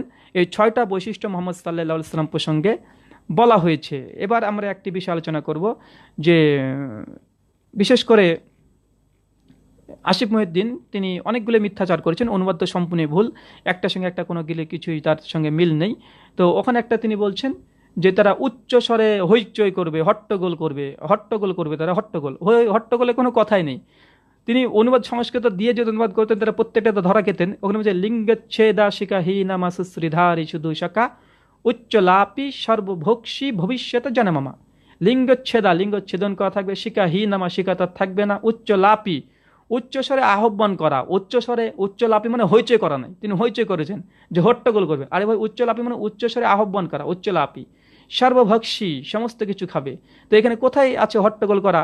তিনি একটা মিথ্যা অনুবাদ করেছেন, যেখানে মোহাম্মদ সাল্লাল্লাহু আলাইহি ওয়াসাল্লাম নাকি এসে তিনি তার অনুসারীরা কি করবে, যে হট্টগোল করবে, হইচই পাকি দেবে মানুষের মধ্যে, এবং তাকে বলছে তার পাপ আত্মা হবে, তারা প্রচুর হট্টগোল করবে, তারা পাপ আত্মা হবে। এটা সংস্কৃত ভাষাতে নেই। চ্যালেঞ্জ থাকলো যে তারা পাপাত্মা হবে, এটা স্পষ্টভাবে নেই। পাপাত্মা হবে এ কথা লেখা নেই, হট্টগোল করবে এ কথা লেখা নেই। এই দুটো অনুবাদ সম্পূর্ণ মিথ্যা, যেখানে সংস্কৃততে মূল নেই। আর তারপর একটা মানে খুবই আশ্চর্য হয়ে গেলাম, তিনি লিখেছেন শেষে যে এইভাবে আমি একটি অসুরী ইবলিশ ধর্ম প্রতিষ্ঠা করব। আশ্চর্য হয়ে যাবেন যে অনুবাদটা কতটাই মিথ্যা। মানে সংস্কৃত তো জানে না, এই জন্য তো তিনি ভুল করেছেন। আবার কোন স্কলারের কথা বলছেন, যে স্কলার কি ভুল করেছেন। দেখেন, আপনাকে সংস্কৃতটি দেখাচ্ছে এবং হিন্দু ভাইদের অনুবাদটি দেখাবো, যে তিনি যে অনুবাদ করেছেন। দেখেন সংস্কৃত কি বলছে, লেখা আছে ঈসা মাসিহ ধর্মস্য শুভ রাগে বৈশ্য সংস্থিতা, 32 নম্বর মন্ত্র ভবিষ্য পুরাণের। পরিষ্কারভাবে দেখেন, এখানে ঈসা মাসি ধর্মস্য পরিষ্কারভাবে লেখা আছে। আর এখানে অনুবাদ করেছেন 32, দেখেন হিন্দুরাই করেছে। স্থাপিত হলো নানা প্রকার দ্বীপে রাজা দেবযজ্ঞ ইসলামিয়া ধর্ম স্থাপন করলেন। এখানে 32 নম্বর মর্ত।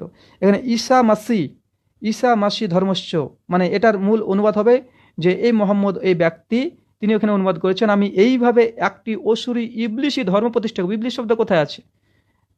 এখানে যে স্পষ্টভাবে এখানে লিখেছে আসিফ মহিউদ্দিন, আমি এইভাবে আমি একটি অনুসরীয় ইবলিশি ধর্ম প্রতিষ্ঠা করব, এখানে যে করেছে এখানে কোথায়? মূল সংস্কৃততে নেই। ঈসা মাসি ধর্মশ্চ, মানে ঈসা মাসি এইভাবে সেই ব্যক্তি, তো ইবলিশ ধর্ম না, ঈসা মাসির ধর্ম। ঈসা মাসি বলতে যীশু খ্রিস্টের কথা বলছে। ঈসা অর্থাৎ হযরত ঈসা যে ধর্ম নিয়ে এসেছে ইসলাম, সেই ধর্মকে তিনি পুনর্বার আবার তিনি প্রতিষ্ঠাতা করব। এখানে অনুবাদক যিনি হিন্দি স্কলার, তিনি এখানে ঈসাই ধর্ম বলতে এখানে ইসলামিয়া ধর্ম স্থান করব, মানে অলরেডি তিনি জানেন যে ঈসা তো ইসলাম নিয়ে এসেছেন, তার জন্য তিনি এখানে ব্যাখ্যা করে তিনি করে দিয়েছে। তো তার অনুবাদ যেখানে সম্পূর্ণ মিথ্যা, এবং তিনি এখানে বলছে তারা পাপাত্মা হবে, তারা হট্টগোল করবে, এটা সম্পূর্ণ মিথ্যা। এমন কোনো সংস্কৃত কোনো কিছুই নেই। আর এখানে কোনো এরা কোনো অনুবাদও করেনি, কোনো হিন্দি স্কলার তারা এই অনুবাদও করেনি যে তারা পাপাত্মা হবে, তারা হট্টগোল করবে, এমন কোনো কথা তারা নাইখো। 2 নম্বর বিষয় যে আপনাকে দেখালাম যে এটা হচ্ছে পরিষ্কারভাবে যে তারা অনুবাদ করেছে যে ভবিষ্য পুরাণ যেটা আছে, এটা হচ্ছে গীতা প্রেস গোরক্ষপুর থেকে ছাপা, যে তারা এখানে পরিষ্কারভাবে বলছে যে না মোহাম্মদ সাল্লাল্লাহু আলাইহি ওয়াসাল্লামকে ঈসাই মাসি ধর্ম তিনি প্রতিষ্ঠা করবেন, তিনি বলছে ইবলিশ ধর্ম প্রতিষ্ঠাতা করবে। আর সবচেয়ে মজার বিষয় হচ্ছে এটা যে তারা এখানে একটা শ্লোককে পুরো বাদ দিয়েছে, যেখানে এখানে বলছে যে কালিদাস তখন তাকে বলে তুমি একজন খারাপ মানুষ, তুমি একজন পাপী মানুষ। তো কালিদাস বলছে তুমি একটা পাপী মানুষ, খারাপ মানুষ, এই যে কথা বলছে এটা কালিদাস বলছে। কাকে বলছে? মোহাম্মদ সাল্লাল্লাহু আলাইহি ওয়াসাল্লামকে বলছে তুমি একজন পাপী মানুষ, খারাপ মানুষ, সে তো বলবেই। তো কালিদাস হঠাৎ বলার কারণ কি? কারণ এখানে আছে, কেননা ইতিমধ্যে সে রাজা, যে রাজার কাছে মোহাম্মদ সাল্লাল্লাহু আলাইহি ওয়াসাল্লাম গিয়েছেন তাদের ভবিষ্যৎবাণী অনুসারে, মানে তিনি অলরেডি তিনি ইসলাম ধর্মকে গ্রহণ করে নিয়েছেন। ইসলাম ধর্মকে গ্রহণ করে নেওয়ার জন্য কালিদাস এটাকে সহ্য করতে পারেনি, তার জন্য তিনি স্পষ্টভাবে রাগান্বিত হয়েছেন মোহাম্মদ সাল্লাল্লাহু আলাইহি ওয়াসাল্লাম, তাকে মারতে চেয়েছেন, তাকে খারাপ মানুষ, পাপিষ্ঠ মানুষ বলে করেছে। মন্ত্রটি দেবেন 17 নম্বর মন্ত্র তারা অনুবাদই করেনি, গোটা মন্ত্রটি বাদ দিয়েছে, যে ম্লেচ্ছ ধর্ম মতি সচ্চ সিত্তা ভূপাস্য দারুত। পরিষ্কারভাবে এখানে বলছে তখন সেই রাজা সেই ম্লেচ্ছ ধর্ম তিনি গ্রহণ করে ফেললেন।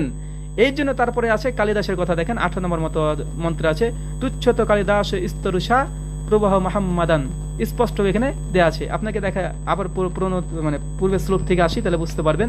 যেখানে একটা অনুবাদ দ্বারা খারাপ করেছে এবং বলছে কালিদাস তাকে মারতে চেয়েছে, হত্যা করতে চেয়েছে, অনেক কিছু করেছে। তো কেন চাইলো? তো এই কারণটা আছে যে 17 নম্বর মন্ত্রে, যে রাজার সঙ্গে এতক্ষণ ভোজরাজার কথা হচ্ছে, ভোজরাজা অলরেডি ইসলাম কবুল করে নিয়েছে। কখন? এই দেখেন সেই কথা যে বহু জ্ঞান বিশেষজ্ঞ ভালোবাসার সাথে রাজাকে বললেন, দেখো আমার দেবমন্ত্রী মহারাজ আমার দাসত্ব চাই, আমার উচ্ছিষ্টা সে খাই, বলে তাই করে দিলেন। এইসব দেখে শুনে রাজা পরম বিস্মিত এবং মুগ্ধ হয়ে গেলেন। এই যে বিস্মিত পর্যন্ত আসিফ মহিউদ্দিন করেছে, যে রাজা তখন সেই সময় তার উচ্ছিষ্টা খাই, এটা শোনার পরে তিনি কি হলেন? তিনি বিস্মিত হলেন, মুগ্ধ হয়ে গেলেন, বিস্মৃত তিনি হলেন। তারপর তিনি 16 নম্বর মন্ত্রের অনুবাদ করে তিনি 17 নম্বরকে পুরো বাদ দিয়েছে, দিয়ে তিনি 18তে চলে গেছে। অতবার কালিদাস তীব্র রাগে মোহাম্মদকে ভৎসনা করে বললেন, হে ধোঁকাবাজ, তুমি রাজাকে মায়াচ্ছল করেছো, তোমার জ্ঞান দ্বারা আমি তোমাকে হত্যা করব, তুমি দুশ্চরিত্র। তো এখানে কালিদাস হঠাৎ কথা থেকে আসলো, বুঝতে পারছেন যে 17 নম্বর মন্ত্রে স্পষ্ট হবে যখন রাজা বিস্মিত হলো তার উচ্ছিষ্টা খাওয়া দেখে, তারপরে তিনি মৃচ্ছ ধর্ম মাতি সচ্চ সিত্ত ভূপাস্য দারুতা, অর্থাৎ সেই সময় ভোজ রাজা তিনি তার ম্লেচ্ছ ধর্মকে গ্রহণ করলেন। 17 নম্বর মন্ত্র যে কোন আপনার ভবিষ্য পুরাণ থেকে দেখেন, মন্ত্রটি স্পষ্ট আছে যে রাজার যখন ইসলাম কবুল করে নিল তখনই কালিদাস তখন তিনি রাগান্বিত হলেন। কেন? এটা স্বাভাবিক যে কেউ যদি অন্য ধর্ম ত্যাগ করে যদি অন্য ধর্মে চলে যায় মানুষ রাগান্বিত হবে। তারপরে কালিদাস তিনি অনেক উচ্চবাচ্য কথা বলেছেন, তারপরে সবই ঠিক আছে, অনুবাদগুলো সবই ঠিক আছে, কিন্তু মন্ত্র নম্বর 17 তিনি অনুবাদ করেননি যে মহারাজ রাজা ভোজ রাজা তিনি ইসলাম কবুল করে ফেললেন। ইসলাম কবুল করার পরে কালিদাস তখন রাগান্বিত হলেন, কিন্তু 17 নম্বর মন্ত্রটিকে তারা পরিষ্কারভাবে একদম বাদ দিয়েছে। তারপর দেখেন মদিনাপুরা জাতা তেষা ত্রিতা সামায়া সুরাথাম, অর্থাৎ মদিনা তাদের পবিত্র স্থান হবে। এখানে মদিনা শব্দ স্পষ্টভাবে আছে, যেটা ওই আসিফ মহিউদ্দিন অনুবাদ এখানে ঠিক করেছে। তিনি দুটো অনুবাদ কাট করতে পারলেই বুঝতে পারছেন যে এখানে ত্রিপুরাসুর না সায়া, এই শব্দকে ত্রিপুরাসুর যদি মোহাম্মদ ত্রিপুর অসুর যদি বানিয়ে দিতে পারে, মোহাম্মদকে যদি অসুর বানিয়ে দিতে পারে তাহলে তার সাকসেস কি? মোহাম্মদকে খারাপ মানুষ বলা হয়েছে। আর পরবর্তী সময় কালিদাস রাগান্বিত হয়ে তিনি কি করলেন? তিনি মোহাম্মদকে খারাপ মানুষ বললেন, তুমি বাজে মানুষ, তুমি হচ্ছে দুশ্চরিত্রা, তুমি নোংরা মানুষ। তো কালিদাস কেন বলেছিলেন? কারণ হচ্ছে এটাই যে ইতিমধ্যে মহারাজ মানে সেই রাজা, ইতিমধ্যে সেই রাজা তিনি কি ইসলাম কবুল করে নিয়েছেন, এই জন্য তিনি বলেছেন, এই জন্য বলেছেন। বাকি তাদের অনুবাদ মোটামুটি সমস্ত ঠিক। আমার এখানে শুধুমাত্র 5টা জিনিস আপনাকে উপস্থাপন করলাম, এবং হিন্দু ভাইয়ের এই বিষয়ে জবাব আমরা দিতে পারি। তারা যদি ভিডিও ক্লিপ করে দেয় তাদের আপত্তি আমরা জবাব দিতে পারি। আমরা বলছি যে ভাই, ভবিষ্যপুরাণে মোহাম্মদ সাল্লাল্লাহু আলাইহি ওয়াসাল্লামের নাম আছে, এটা এমন কিছু আহামরিক বিষয় না, বাইবেলেও আছে স্পষ্টভাবে, তো এটা এমন কিছু বিষয় নাই। আমরা বলতে চাই ভাই, যেটা আছে সেটা স্বীকার করতে সমস্যা কোথায়? ভবিষ্যপুরাণে আছে তার মানে যে আমরা গর্ববোধ করছি যে ভবিষ্যপুরাণে আছে না, এটা ইসলামের সত্যতা প্রমাণ হচ্ছে। যে দেখেন ভাই, আপনাদের ধর্মগ্রন্থ আছে, আমরা আপনি যদি ইসলাম পবিত্র কোরআন সুন্নাহ যে নাম নামতে চান, তবে আপনাদের ভবিষ্যপুরাণ হিন্দু ধর্মগ্রন্থ মানলে আমাদের ধর্মের সত্যতা প্রমাণ হতে হয়। এটা আপনাদের জন্য, আমাদের ভবিষ্যপুরাণের প্রয়োজন নেই, আমাদের ইসলামকে প্রমাণ করার জন্য ভবিষ্যপুরাণের প্রয়োজন নেই। কিন্তু যারা ভবিষ্যপুরাণকে এবং যারা হিন্দু ধর্মগ্রন্থকে নিজ ধর্মগ্রন্থকে যারা স্পষ্ট হয়ে মনে করে এবং তারা একটা অবতার আসার অপেক্ষায় এখন পর্যন্ত বসে আছে, তাদের জন্যই আমাদেরকে বলছি যে ভাই, আপনাদের একজন অবতার আসার প্রয়োজন কথা আছে। তো এই অবতার অলরেডি আমাদের দাবি, মুসলিমদের দাবি না, অলরেডি চলে এসেছে, তিনি মুহাম্মদ সাল্লাল্লাহু আলাইহি ওয়াসাল্লাম। তো এইখানে আমরা পরিষ্কারভাবে দেখালাম যে নাস্তিককে আসিফ মহিউদ্দিন তিনি তো স্পষ্ট হয়ে বলেছেন আমার সঙ্গে আর কখনো আলোচনা করবেন না, আমার ফোন রিসিভ করবেন না। অন্তত তিনি ভিডিওতে এসে জবাব যেন দেয়, আমি যে অনুবাদ বললাম। এবং তিনি যেই মানে লেখকের, যে গবেষকের তিনি রেফারেন্স দিয়েছেন, তিনি একজন ইহুদি। তিনি একজন ইহুদি হয়ে কি মানে হিন্দু ধর্ম উপরে গবেষণা করে কোনো একটা ডকুমেন্ট তিনি দিলেন, আর তার কথাকে গ্রহণ আমরা করব না? হিন্দু স্কলাররা স্বয়ং তারা যারা এই যে অনুবাদ করেছে তাদের কথা আমরা গ্রহণ করব? যদি হিন্দু স্কলার তারা করে, যারা এর মানে দাবিদার, যারা এটাকে নিয়ে গবেষণা করে, একজন ইহুদির গবেষক তিনি এটা মিথ্যাচার করবে স্বাভাবিক, আর মিথ্যাচার করছে এটা আমি স্পষ্ট বললাম, তিনি মিথ্যাচার করেছেন। এখন যদি বলে না ওই গবেষক তিনি বিশাল সংস্কৃত জানেন, তো আমি বলবো তাহলে আপনি এক কাজ করুন, আমি যে অনুবাদ করলাম আমার অনুবাদ যে ভুল আপনি ঠিক করে দিন। আপনি কেন একজন ইহুদি গবেষকের কথাকে ধারণ করে আপনি দাবি করছেন আপনি ঠিক? আপনি তো তার অন্ধ অনুসরণ করছেন। তিনি ঠিক করেছেন না ভুল করেছেন? নাস্তিকরা নাকি কোনো জিনিস না দেখে বা না জেনে, যে বিষয়ে জ্ঞান নেই তারা বলে না। তো ভাই এটা তো স্পষ্ট, এটা তো স্পষ্ট যে আপনি নিজে জানেন একজন একজন ইহুদি স্কলারের কথাকে নকল করে আপনি আপনার দাবি প্রমাণ করছেন।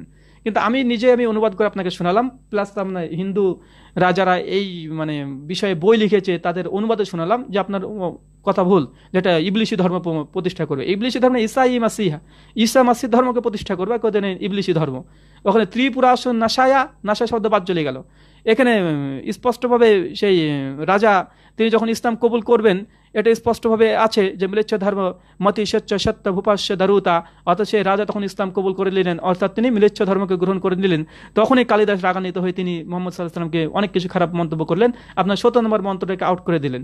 তো ভাই আমাদের এটা এমন কিছু নয় যে আমি শুধু বলছি যে মিথ্যাচার বন্ধ হোক, যেটা আছে সেটা স্বীকার করে নেন। কেন মিথ্যাচার ভাই? কেন মিথ্যাচার হবে? মিথ্যাচার যেটা আছে তার স্বীকার করতে সমস্যা কোথায়? অনেক হিন্দু স্কলার স্বীকার করে নিয়েছে, আর কোন একজন ইহুদির গবেষণা এবং তার অনুবাদ উল্টাপাল্টা ভুল করেছে, এবং অনুবাদ যে তিনি সঠিক করেছেন তার কোনো প্রমাণ এখন পর্যন্ত যদি তারা দিতে পারে যে না ওই ইহুদি গবেষকের মানে কথাটাই সঠিক, তাহলে ঠিক আছে, সমস্যা নেই। এখন আমি বলতে চাইছি যে আপনাদের এখানে যারা অমুসলিম এবং নাস্তিক আছে, এ বিষয়ে যদি কোনো প্রশ্ন থাকে আপনি আমাদেরকে প্রশ্ন করতে পারেন, আমরা সরাসরি আপনাকে উত্তর দিতে পারি। লিপি হ্যাঁ, তিনি লায়ার করছেন, মিথ্যুক। ভাই মিথ্যা কথায় বললাম, দিদি আপনি একটু প্রমাণ করে দেন যে আমি এখানে মিথ্যা কথা বলেছি। দীপক তিনি চটি দেখাচ্ছেন। ভাই এটা হিন্দু ধর্মগ্রন্থে স্পষ্টভাবে লেখা আছে, শ্রীমদ্ ভাগবত গীতা অধ্যায় 2 মন্ত্র 56 স্পষ্ট হয়েছে কাম ক্রোধ লোভ এই 3টে জিনিস যার মধ্যে থাকবে সে কখনো সিদ্ধ পুরুষ হতে পারবে না। তাই এবার রাগান্বিত গালিগালাজ করে কোনো লাভ নেই। এখানে সমীরণ কর্মকার তিনি বলছে, আরে ভাই তুমি মিথ্যাচার করছো। তিনি ফোন করছেন, সমীরণ আমাকে সরাসরি তিনি ফোন করছেন এই মুহূর্তে, চিন্তা করেছেন? তিনি আমাকে সরাসরি তিনি ফোন করতে চাইছেন, ফোন আমি এখন লাইভে আছি, তিনি আমাকে সরাসরি ফোন করছেন, যে সরাসরি ফোন করে আমি তাকে সঙ্গে কীভাবে ধরবো। তাহলে একটা কাজ করা যেতে পারে, আপনার যদি কেউ যদি লাইভে এইভাবে যদি বিতর্ক করতে চান তাহলে লাইভে আপনাদেরকে অ্যাড করতে পারি, কোনো সমস্যা নেই। লাইভে আপনাদের সঙ্গে সরাসরি বিতর্ক হবে, এটা কোনো সমস্যা নেই।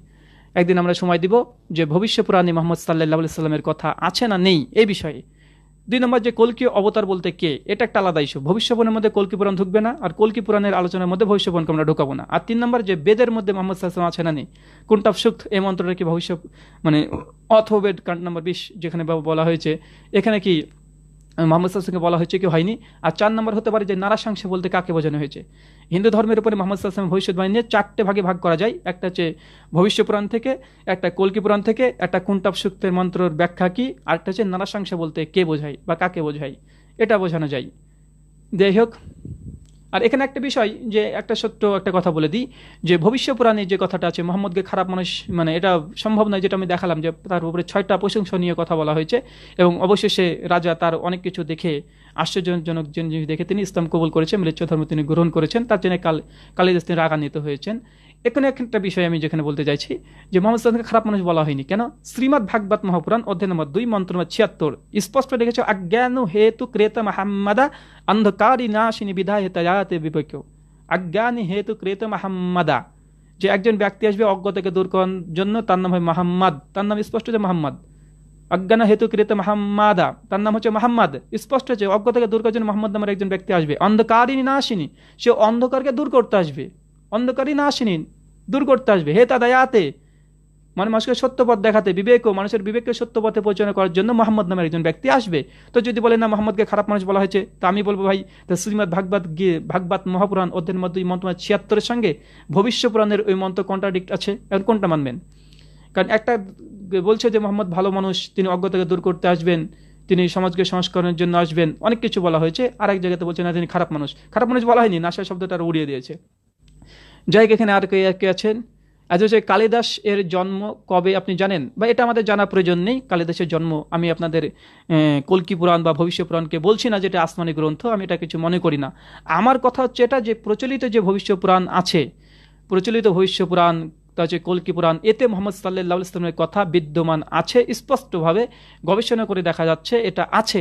এখন কালিদাস, এখন কি কোন কালিদাসের কথা বলা হয়েছে, ভোজরাজা কোন ভোজরাজার কথা বলা হয়েছে, এটা আমাদের জানার গবেষণা করার প্রয়োজন নেই। এটা কারা যদি মানে যদি মিথ্যা করে কেউ যদি ঢুকিয়ে দেয়, লিখে দেয়, তাহলে এটা আপনাদেরকে স্বীকার করতে হবে যে আপনার ধর্ম বিকৃত হয়েছে, আপনার ধর্ম বিকৃত হয়েছে, এটা আপনাকে স্বীকার করতে হবে। যদি বলেন না এখানে ভবিষ্যবাণী মন্ত্রগুলি পরবর্তী সময় সংস্করণ করা হয়েছে, তো আমরা বলবো তাহলে আপনাদের ধর্মগ্রন্থ বা আপনাদের ধর্মগ্রন্থ তাহলে এটা বিকৃত করা হয়েছে, এটা বিকৃত হয়েছে, এটা আমরা বলবো। তো কোনো দিকেরই রাস্তা নেই। যাই হোক, এখানে আর যারা আছেন তারা প্রশ্ন করতে পারেন। মোহাম্মদ সাইদুর রহমান ভাই, আপনি ঠিক বলছেন। হেলাল আহমেদ সালাফি ভাই, তিনি বলছেন ঠিক বলছেন। জেক মাশাআল্লাহ, আল্লাহ আপনাকে জ্ঞান বৃদ্ধি করুক, আমিন, জাযাকাল্লাহ খায়ের। তিনিও রাজ আরিয়া বলছে বেদের জন্য আমি আছি, কোনো সমস্যা নেই ভাই, একদিন লাইভে এসে আপনার সঙ্গে এ বিষয়ে আলোচনা হবে যে নারাশংসা বলতে কাকে বলা হয়েছে, অথবা কুন্টাব সূক্তের মন্ত্র আসলে কার জন্য ব্যবহার করা হয়েছে।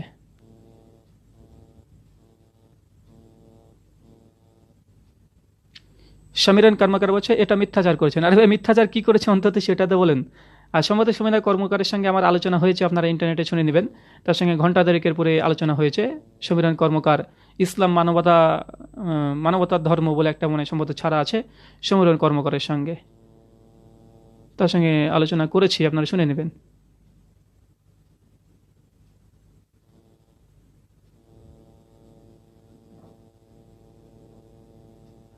এখানে আরো লিখেছে ভাই নাস্তিক মাসুদের কিছু বলেন। ভাই যাই হোক, আমি একটা ব্যাপারটা বুঝতে পারলাম না। শানিউর রহমানের সঙ্গে আলোচনা করেছি, আপনারা দেখেছেন তিনি গালিগালাজ অনেক কিছুই করেছেন।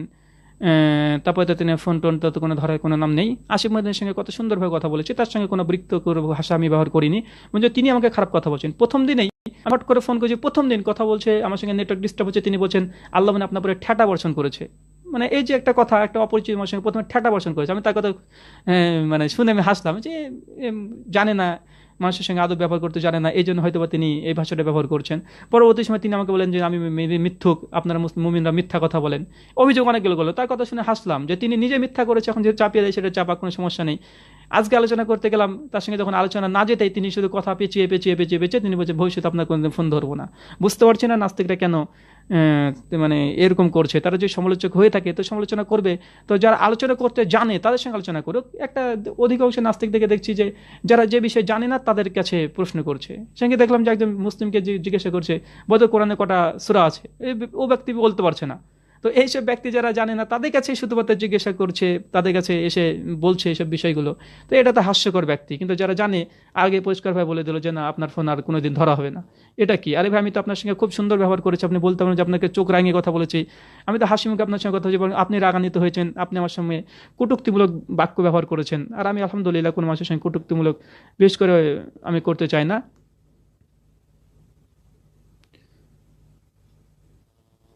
রাজ আরিয়া তিনি বলছেন, কারণ আপনি নিজে জানেন আপনি ভুল যুক্তি দিচ্ছেন। জি রাজারিয়ান ভাই, আপনার সঙ্গে তো আমার ফোনে একবার কথা নাই, মনে হয় আপনার সঙ্গে টোটাল কথা যদি বলা যায় 10 ঘন্টা আলোচনা আপনার সঙ্গে করেছি। তো আপনি নতুনভাবে কি আলোচনা করবেন? 10 ঘন্টা আপনার সঙ্গে আলোচনা প্রায় করা হয়েছে, মনে হয় 5-6 বার আলোচনা। প্রথম দিন কল মনে হয় সামনে রামাদান মাসে করা হয়েছিল 1 বছর আগে, সারা রাত ধরে কথা হয়েছিল প্রায় 3 ঘন্টা প্রায়।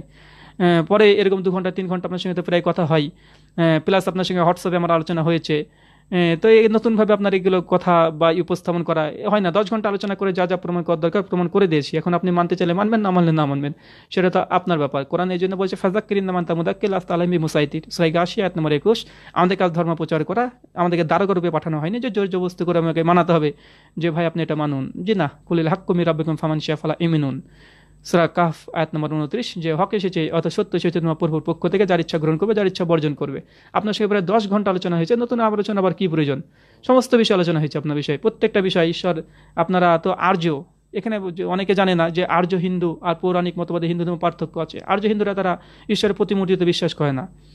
তারা অনেক তাদের আছে যে মানে সাধারণত আর্য হিন্দুদেরকে, যারা পৌরাণিক মতবাদের হিন্দু আছে তারা কিন্তু তাদেরকে হিন্দুই মনে করে না, তাকে নাস্তিক হিসেবে বিশ্বাস করে। এর জন্য সত্যার্থ প্রকাশে অনেক আলোচনা আছে। যাই হোক,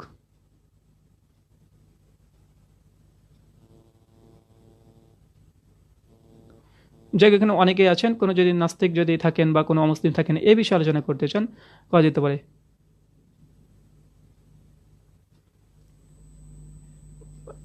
এখানে সঙ্গীতা ঘোষ বলছে শিবের এক নাম হচ্ছে গিরিনাথ, শিবের একটি নাথ। আমি এখানে গিরিনাথ না, গিরি সংকটময়, তাকে উপাধি, এখানে তার উপাধির কথা বলা হয়েছে। নমস্তে গিরিজান্নাথ প্রভু, গিরিজান্নাথ, নমস্তে গিরিজান্নাথ প্রভু নিবাসিনে, শ্বেতাসূত্র উপনিষদ গিরি সংকট হিসেবে উল্লেখ করা আছে এবং তাকে গিরি সংকট বলা হয়েছে, মানব জাতির গর্ব। নমস্তে গিরিজান্নাথ প্রভু মরুস্থলা নিবাসিনাম, যদি ধরে নিই যে ভাই নমস্তে গিরিজান্নাথ, যে এখানে গিরিজান বলতে গেলে শিবকে বোঝানো হয়েছে, তারপরে এখানে বোঝায় মরুস্থলা নিবাসিনাম, সে ব্যক্তি মরুস্থলে বসবাস করবে। শিব কি মরুস্থলে বসবাস করে? যে মরুস্থলে বসবাস করে না। তাই আপনার এই অর্থটা, অনুবাদটা সম্পূর্ণ ভুল। কেন প্রথম থেকে মোহাম্মদের কথা বলতে বলতে হট করে শিবের কথা চলে আসবে? এটা তো মানে একদম বাচ্চা ছেলে এই কথা বলবে। যেখানে মোহাম্মদ সাল্লাল্লাহু কথা বলা হচ্ছে, তাকে আচার্য বলা হচ্ছে, তার সম্পর্কে তাকে অন্ধকারে তাকে বলা হচ্ছে যে তিনি অসুরদেরকে বধ করবেন, আর হট করে তিনি এখানে গিরিজান্নাথ বলতে চলে আসলো। এটা যে শিবকে বোঝাবে, এটা কেমন একটাই। গিরিজান্নাথ এটা একটা বিশেষণ এখানে মোহাম্মদকে দেওয়া হয়েছে। আর যদি আপনি যদি এটা বলেন যে না এখানে গিরিজান হট করে শিবের কথা চলে এসেছে, তাহলে আমি তো বলবো ভাই এখানে তো স্পষ্টভাবে যেটা শচীন্দ্র দয়ানন্দ, এটা তো স্পষ্ট শ্রীকৃষ্ণের উপাধি। তো হট করে শ্রীকৃষ্ণের কথা এসেছে ভবিষ্য পুরাণে, যে আলোচনা করতে করতে শ্রীকৃষ্ণের কথা বলে দিয়েছে। জি না ভাই, এটা বিশেষণ, এটা তাদের বিশেষণ হিসেবে ব্যবহার করা হয়েছে। যে যেমন শচী দয়ানন্দ রূপায়ণ, এখানে স্পষ্টভাবে আলোচনা করতে করতে শচীনন্দ বলা হয়েছে বলে মৃচ্ছ গুপ্ত শ্রদ্ধায় শচী দয়ানন্দ রূপায়ণ। আর সচিদানন্দ এটা হচ্ছে শ্রীকৃষ্ণের একটি উপাধি। তাই একটা উপাধি একাধিক ব্যক্তিদেরকে দেয়া, এটা হিন্দু ধর্ম থেকে প্রমাণিত আছে, এটা কোনো সমস্যা নেই। একটা সমস্যা মনে করলেও কোনো সমস্যাই নেই, এটা কোনো সমস্যা নাই। যেখানে মানে আলোচনা হচ্ছে মোহাম্মদ সাল্লাল্লাহু আলাইহি ওয়াসাল্লামকে নিয়ে, একজন অনার্যকে নিয়ে, ওর মধ্যে শিব চলে আসবে, ওর মধ্যে কৃষ্ণ চলে আসবে। জি ভাই, এগুলো আপনারা আক্ষরিক অর্থ ধরছেন, কিন্তু এগুলো সবগুলো বিশেষণ হিসেবে ব্যবহার করা হয়েছে, তার সম্মানার্থে ব্যবহার করা হয়েছে, অন্য কিছু নয়।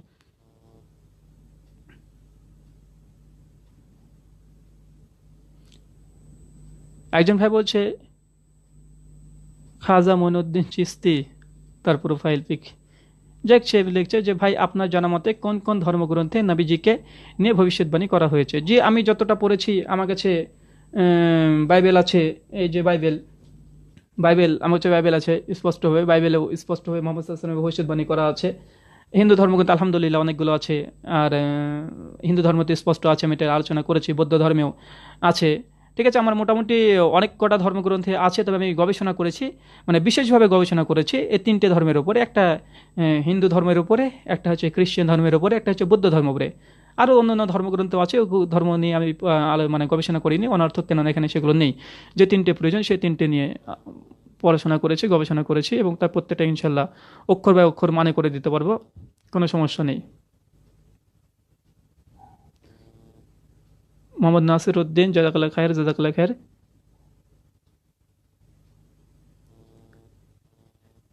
যে মুসলিম ভাইরা কোনো থাকলে তারা বলতে পারেন। রাজ আর্য একজন হিন্দু ভাই, তিনি বলছে ভাই আপনাকে ডিবেটের আহ্বান হিন্দি ও উর্দুতে হবে দিল্লি আর্য সমাজে। দেখুন, তিনি আমাকে দিল্লি আর্য সমাজে রেখেছেন, আজ থেকে 3 মাস আগে রেখেছেন। আমি বলেছি যে ভাই ডিবেটের চ্যালেঞ্জ আপনারা করছেন, তো সমস্যা কোথায়? ডিবেট আপনি আলোচনা করতে চাইছেন, আমার ভাষা বাংলা, আর আপনি হিন্দি এবং উর্দুতে ডিবেটের চ্যালেঞ্জ দিচ্ছেন, তো দিল্লিতে আমাকে যেতে হবে, এটা কেমন কথা? আমি আপনাকে ভাই আগে বলেছি, 3 মাস আগে বলেছি ভাই, 3 মাস না, আপনাকে 6-7 মাস আগে বলেছি যে যদি আপনাদের মহেন্দ্র পাল আরিয়াকে নিয়ে গর্ব করছেন, তিনি যদি ডিবেট করতে চান উনি আসুক, সমস্যা কোথায়? আর ডিবেট যদি করতে বাংলাতে করবো, কারণ আমার ভাষা বাংলা। আমি হিন্দিতে মানে কমজোর আছি, হিন্দিতে আমি মানে বলতে পারবো, বুঝতে পারবো, সমস্ত কিছু করবো, কিন্তু বিতর্কের জন্য ভাষাটা লাগে খুবই মজবুত, ভাষাটা লাগে খুব মজবুত। অনেক সময় ভাষার ত্রুটির কারণে অনেক কিছু মানে সমস্যা হয়। তার জন্য ডিবেট হবে বাংলা। আপনার কোনো বাংলা ডিবেটার যদি থাকে, বাংলা ডিবেটারকে সঙ্গে আপনি আয়োজন করতে পারেন, আলহামদুলিল্লাহ আমি বিষয়ে আয়োজন করতে রাজি আছি। আপনারা যে একজনকে নিয়ে পড়ে আছেন যে মহেন্দ্র পাল আরিয়ার সঙ্গে বিতর্ক হবে, আরে ভাই আরও ডিবেটার আপনাদের কি নেই বাংলা ভাষাতে? বাংলা যদি এত মানুষ, আপনারা কেন কাজ করছেন? যাই হোক ভাই, আপনারা যদি বাংলা কোনো ডিবেটার থাকে, বাংলা ডিবেটারের সঙ্গে আলোচনা করবো, কোনো সমস্যা নেই। আর মহেন্দ্রপাল আরিয়া তিনি তো বাংলাতে বক্তৃতা দিয়েছেন, তিনি বাংলাতে বক্তৃতা দিয়েছেন, তার বাংলাতে বিতর্ক করার সমস্যা কোথায়? আমি তার হিন্দিতে বক্তৃতা দিই নাই যে আমার সঙ্গে তার সঙ্গে হিন্দি বা উর্দু ভাষাতে বিতর্ক করতে হবে। মহেন্দ্রপাল আরিয়া তিনি যদি বাংলা ভাষাতে যদি বিতর্ক করতে চান, তাকে আহলান ওয়া সাহলান, তাকে সুস্বাগতম। অনেকদিন আগে থেকে বলা হয়েছে, আপনারা রাজি হন। যদি রাজি হন তাহলে আপনাকে অনেক দিন আগে আমি বলেছি যে ভাই যে যদি বাংলাতে বিতর্ক হয় কোনো সমস্যা নেই। আর মহেন্দ্র পাল আরিয়া তার তো কলকাতাতে বাড়ি, সমস্যা কোথায় ভাই? দিল্লিতে কেন টানছেন? তার কলকাতাতে বাড়ি, আদি বাড়ি কলকাতাতে, তিনি কলকাতাতে প্রোগ্রাম করে গেছেন, সমস্ত কিছু তো আমরা জানি, আপনিও জানেন। তো কলকাতাতে বিতর্কের আয়োজন করতে পারেন, কোনো সমস্যা নেই, বাংলা ভাষাতে বিতর্ক হবে।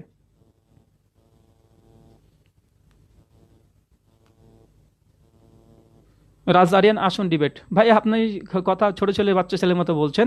আপনার সঙ্গে এই বিষয়ে 10 থেকে 12 ঘন্টা পরে আলোচনা হয়েছে। ডিবেটের চ্যালেঞ্জ আপনি অনেকদিন আগে দিয়েছেন, আমি অ্যাকসেপ্ট করেছি। শর্ত দিয়েছিলেন যে বাংলা ভাষাতে হতে হবে, কারণ মহেন্দ্রপাল আরিয়া তিনি বাংলা ভাষা খুব ভালোভাবে জানেন, তিনি কলকাতারই মানুষ, বাংলা ভাষাভাষী মানুষ, তার বাংলাতে বক্তৃতা আছে, তিনি ডিবেট কেন করতে পারবেন? আমার ভাষা হিন্দি বা উর্দু না, পশ্চিমবাংলার মানুষ, আমরা চাইছি বাংলা ভাষাতে বিতর্ক হোক। আর মহেন্দ্রপাল আরিয়া যদি না থাকে, আপনাদের অন্য বাংলা কোনো ডিবেটার যদি থাকে, তাকে আপনারা আহ্বান করে ডেকে নিয়ে এসে বিতর্কের একটা আয়োজন করতে পারেন, খুব সুন্দরভাবে আমরা আলোচনা ইনশাল্লাহ করবো, কোনো সমস্যা নেই। দেখি সমীরণ কর্মকার আবার আছে। সমীরণ কর্মকার বলছে আমি আরবি জানেন, তো না জানলে আর কি সমস্যা ভাই? আপনি আরবি জানতে পারেন, এতে কি মহৎ পণ্ডিত্যের ব্যাপার? আপনি আরবি শিখেছেন, আলহামদুলিল্লাহ, ভালো, আপনি গবেষণা করুন।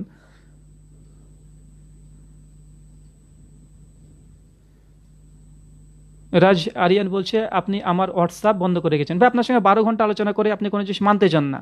আপনাকে স্পষ্টভাবে আরিয়া সমাজ থেকে আপনাকে স্ক্রিনশট দেখালাম যে ঈশ্বরের পা, হাত পা, চক্ষু সম্পর্কে কথা আছে, আরিয়া সমাজে দিচ্ছি, বলছি অগ্নিবীর থেকে নেমেছে। আপনি বলছি অগ্নিবীরকে ওর ঠেটা, ওরা আরিয়ানা। এখন আপনি কোনটা মানেন কোনটা মানেন না, আপনি নিজে বোঝেন না যে আপনি কোনটা মানবেন কোনটা মানবেন না। আপনি মূলত আপনার কাছে যেটা আছে সেটা ছাড়া কোনো কিছুই মানবেন না। আরিয়া সমাজের আরও অনেক অনুবাদকের আমি আপনাকে দিয়েছি, আপনি মানতে চাননি।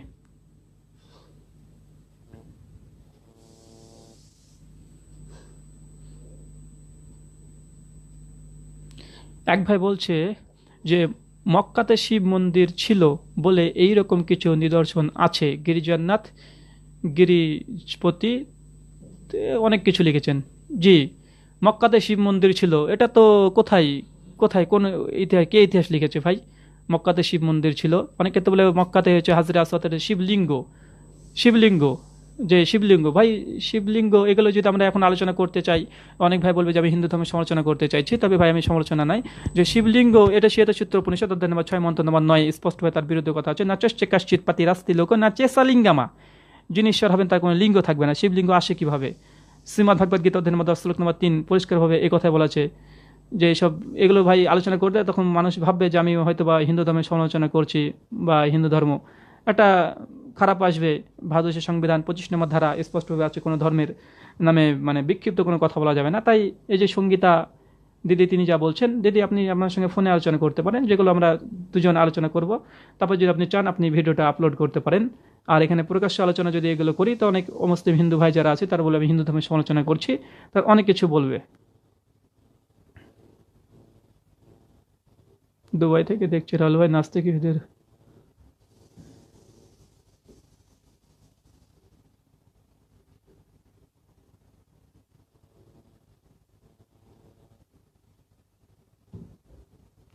হ্যাঁ, আর্য ভাই তিনি বলছেন দিল্লিতে, ভাই কলকাতাতে মহেন্দ্রপাল আরিয়ার বাড়ি, আপনি যাকে নিয়ে ডিবেট করতে চাইছেন কলকাতায় আসুক, বাংলা ভাষাতে আসুক, আপনি কেমন, আপনি তো এটা মনে হচ্ছে যে না ডিবেট না করার জন্য আপনি শর্ত দিয়ে দিলেন যে দিল্লিতে যেতে হবে এবং হিন্দি এবং উর্দু ভাষাতে হতে হবে, আর্য সমাজে করতে হবে, এই যে 4টে শর্ত আপনি আগেই দিয়ে দিলেন।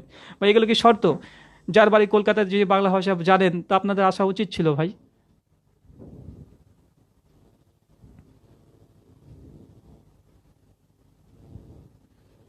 যাই হোক, অনেকজন প্রশ্ন করছেন, এই বিষয়ে কোনো প্রশ্ন না থেকে রাজ আরিয়ান ভাই বারবার একই কথা বলছেন, চ্যালেঞ্জের বিষয় বলছেন। ভাই চ্যালেঞ্জের কথা আমি বলে দিয়েছি যে বাংলা ভাষা আমার ভাষা, বাংলা ভাষাতে কোনো ডিবেটার যদি থাকে আপনি নিয়ে আসতে পারেন, কলকাতা পর্যন্ত নিয়ে আসলে কোনো সমস্যা নেই, আমার বাড়িতে আসতে বলছি না আমি, আপনি আর্য সমাজে কেন বলছেন?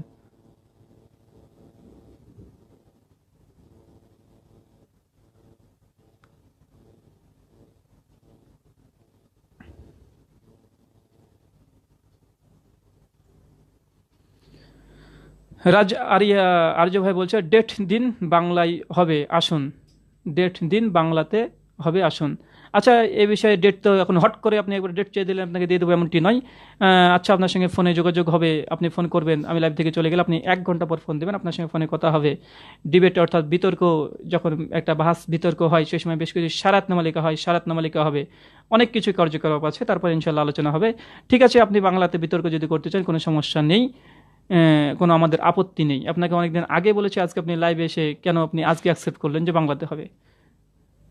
যাই হোক, কোনো কারণ এখানে আছে, একটু স্পর্শকাতর বিষয় আছে যে আপনি লাইভে এসে আপনাকে যখন বলছো আপনি কেন আজকে চ্যালেঞ্জ অ্যাকসেপ্ট করলেন, এর আগে অনেকবার বলেছি আপনি চ্যালেঞ্জ অ্যাকসেপ্ট করেননি।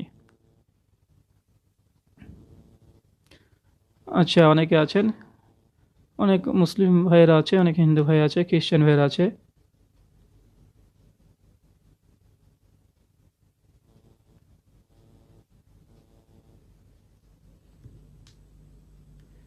উম, সৌমিক আহমেদ, আমি চাইছি কোনো,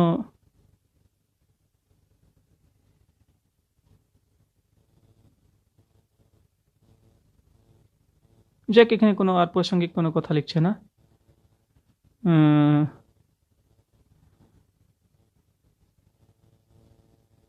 কই আরিয়া ভাই কেউ পাচ্ছি না, আরিয়া ভাই নেই, সঙ্গীতা ম্যাডামও নেই। যাই হোক, আমার আলোচনার বিষয় এখানে কোনোভাবেই কোনো কিছু ছিল না। আমার দাবি এটাই ছিল যে, সেটা স্পষ্ট করেছি যে প্রথমত ভবিষ্যপুরাণে মোহাম্মদ সাল্লাল্লাহু আলাইহি ওয়াসাল্লামের কথা বলা হয়েছে, তাকে খারাপ মানুষ বলা হয়নি, তাকে ভালো মানুষ হিসেবে বলা হয়েছে, সেটা আমি প্রমাণ করলাম। তার অর্থের অনুবাদে কারচুপি করেছে সেটা আপনি দেখালাম, এটাই। এখানে তার মানে উদ্দেশ্য এটা নয় যে আমি মানে সমস্ত কিছু তাদের মেনে নিচ্ছি বা এই করছি, এমন কিছু নয়। জাস্ট মিথ্যাচার করেছে, মিথ্যাচার জবাব দেওয়ার দরকার ছিল, প্রয়োজন ছিল, এই জন্য জবাবটা দিয়েছি। এর ব্যতীত আমার অন্য কোনো উদ্দেশ্য বা নেই যে হিন্দু ধর্মকে দিয়ে ইসলামকে প্রতিষ্ঠা করা, এমন কিছু নয়। আমার জাস্ট এটাই বোঝানোর উদ্দেশ্য বা আপনাদের কাছে যে যে যেখানে মিথ্যাচার করুক না কেন, কেউ যদি ইসলাম নিয়ে যদি কোনো মৌলবি সাহেব যদি মিথ্যাচার করে আমি তার জবাব দিই। আমার অসংখ্য বক্তৃতা ভিডিও আছে, দেখবেন। স্বয়ং মুসলিমদের বিরুদ্ধে আমি অনেক আলোচনা করেছি, কোনো তারা যে কোনো জায়গায় ভুল ভ্রান্তি অপব্যাখ্যা করে তার জবাব দিয়েছে। ঠিক একইভাবে যে বিষয়ে আমি জানি, সেই জানা বিষয় যদি আমাকে যদি সে নাস্তিক যদি বলে যে আপনি জানেন না, আপনি মিথ্যা কথা বলেছেন, অনুবাদ ভুল করেছেন, আপনার অনুবাদ ভুল, তো এটা আমার দায়িত্ব, আমার কর্তব্য হয়ে যায় এখানে জবাব দেওয়া। এখানে কোনো হিন্দু ভাইদেরকে অনুভূতিতে আঘাত দেওয়ার জন্য এখানে কোনো ইচ্ছাকৃত কোনো ভাষা বা কথা বা কটূক্তিমূলক কোনো কথা আমি কখনোই বলি না। আর দ্বিতীয় নম্বর বিষয়, যেখানে শুধুমাত্র এটা অনেক হিন্দু স্কলাররা স্বীকার করেছে, জি হ্যাঁ, মোহাম্মদের কথা আমাদের ভবিষ্যপুরাণে আছে, আমাদের কলকি অবতার হিসেবে অনেকজন মেনেছে, ভবিষ্যবাণীর কথা তো অনেকেই মেনেছে, কলকি অবতার হিসেবে অনেকে মেনেছে। নারাশংসা এই শব্দ অর্থাৎ মোহাম্মদকে ব্যবহার করা হয়েছে সেটা মানে অনেক হিন্দু স্কলার মেনেছে। কুন্টাপ সুক্তের মন্ত্র অথবা বেদে যেটা আছে সেটা অনেকজন মেনেছে। এখানে তার আর কিছু সংখ্যক মানেনি, সেটা তাদের বিষয়, যারা মানেনি তাদের বিষয়, কিন্তু হিন্দু অনেক স্কলার তারাও মেনেছে, আমরা মেনেছি তাদের সঙ্গে সঙ্গে, সমস্যা কোথায়? হিন্দু অনেক স্কলার, যেমন বেদ প্রকাশ উপাধ্যায় থেকে এরকম 12-14 জন লেখক আছে, তারা মেনেছে। এমনকি শ্রী শ্রী রবিশঙ্কর তিনি তার একটি বই আছে the Hinduism and Islam the common trait, পৃষ্ঠা নাম্বার 28 তিনিও লিখেছেন স্পষ্টভাবে যে মোহাম্মদ সাল্লাল্লাহু আলাইহি ওয়াসাল্লামের কথা আমাদের ভবিষ্যপুরাণে আছে, তিনিও স্বীকার করেছেন। এখানে এখানে আপত্তি করার জায়গা বা কি আছে? অনেক হিন্দু স্কলাররা যে কথা বলেছেন আমরা তার সঙ্গে একমত, হ্যাঁ আপনাদের ধর্মগ্রন্থ আছে, আপনার দলিল উপস্থাপন করেছেন, আমরা গবেষণা করে দেখছি না আপনার কথা ঠিক, তাই মেনেছি। তাই আমাদের সঙ্গে বিতর্ক না করে যেসব হিন্দু অমুসলিম ভাইরা আছে যারা বলছেন না আমাদের ধর্মগ্রন্থ আছে, যেসব বড় বড় রাইটাররা বই লিখেছে এখন পর্যন্ত লিখছে, তাদের সঙ্গে বিতর্ক করলেই বেশি ভালো হয়। যে না আপনি কেন এমন কথা বললেন যে আমাদের হিন্দু ধর্মগ্রন্থে মুসলিমদের নবী মোহাম্মদের কথা বলা আছে। আসলে বিতর্ক তো তাদের সঙ্গে করা উচিত, কারণ গবেষণা তো তারা করেছে, তাই না? তারা স্বীকার করেছে নিজেদের ইসের মধ্যে। যাই হোক,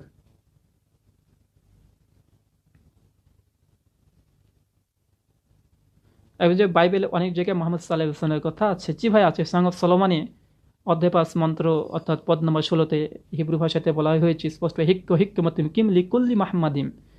এখানে স্পষ্ট নামটা তার আছে, মাহমাদ শব্দ আছে, ইম যুক্ত করা আছে, সম্মানার্থে এখানে ব্যবহার করা হয়েছে। বাইবেলের গসপেল অফ জনে 14-16-17 অনুচ্ছেদে স্পষ্ট হয়ে ঈসা মাসিহ তিনি একজনের আসার জন্য ভবিষ্যৎবাণী তিনি করে গেছেন, যেমন পরে একজন ব্যক্তি আসবে। এ বিষয়ে অনেক বইপত্র লেখা আছে, অনেক আলোচনা বক্তৃতা আছে, এগুলো শ্রবণ করলে মোটামুটি ক্লিয়ার হয়ে যাবে যে হ্যাঁ আছে। অনেক খ্রিস্টানদের মধ্যে অনেক খ্রিস্টান তারাও এই বিষয়ে বই লিখেছে, তারা একমত হয়েছে না মোহাম্মদের কথা আছে, তারা স্বীকার করেছে। এবং ইহুদিদের যদি মানে ওল্ড টেস্টামেন্ট পড়েন, তারাও মানে নিউ টেস্টামেন্ট থেকে দেখায় আছে, তাদের লেখা কিতাবপত্রতে এসব কথাগুলো পাওয়া যায় তাদের গবেষণা থেকে। প্লেন টুটো একটি ম্যাগাজিন আছে, সেখানেও পাওয়া যায়। একটা দ্য অ্যাওয়েক একটা পত্রিকা আছে, জিহোভা উইটনেস, একজন খ্রিস্টানদের জিহোভা উইটনেস, যেটা বাংলা ভাষাভাষীতে আমরা জানি জিহোবাদের সাক্ষী। এই দলটি তাদেরও অনেক কিতাবপত্র তারা লিখে রেখেছে।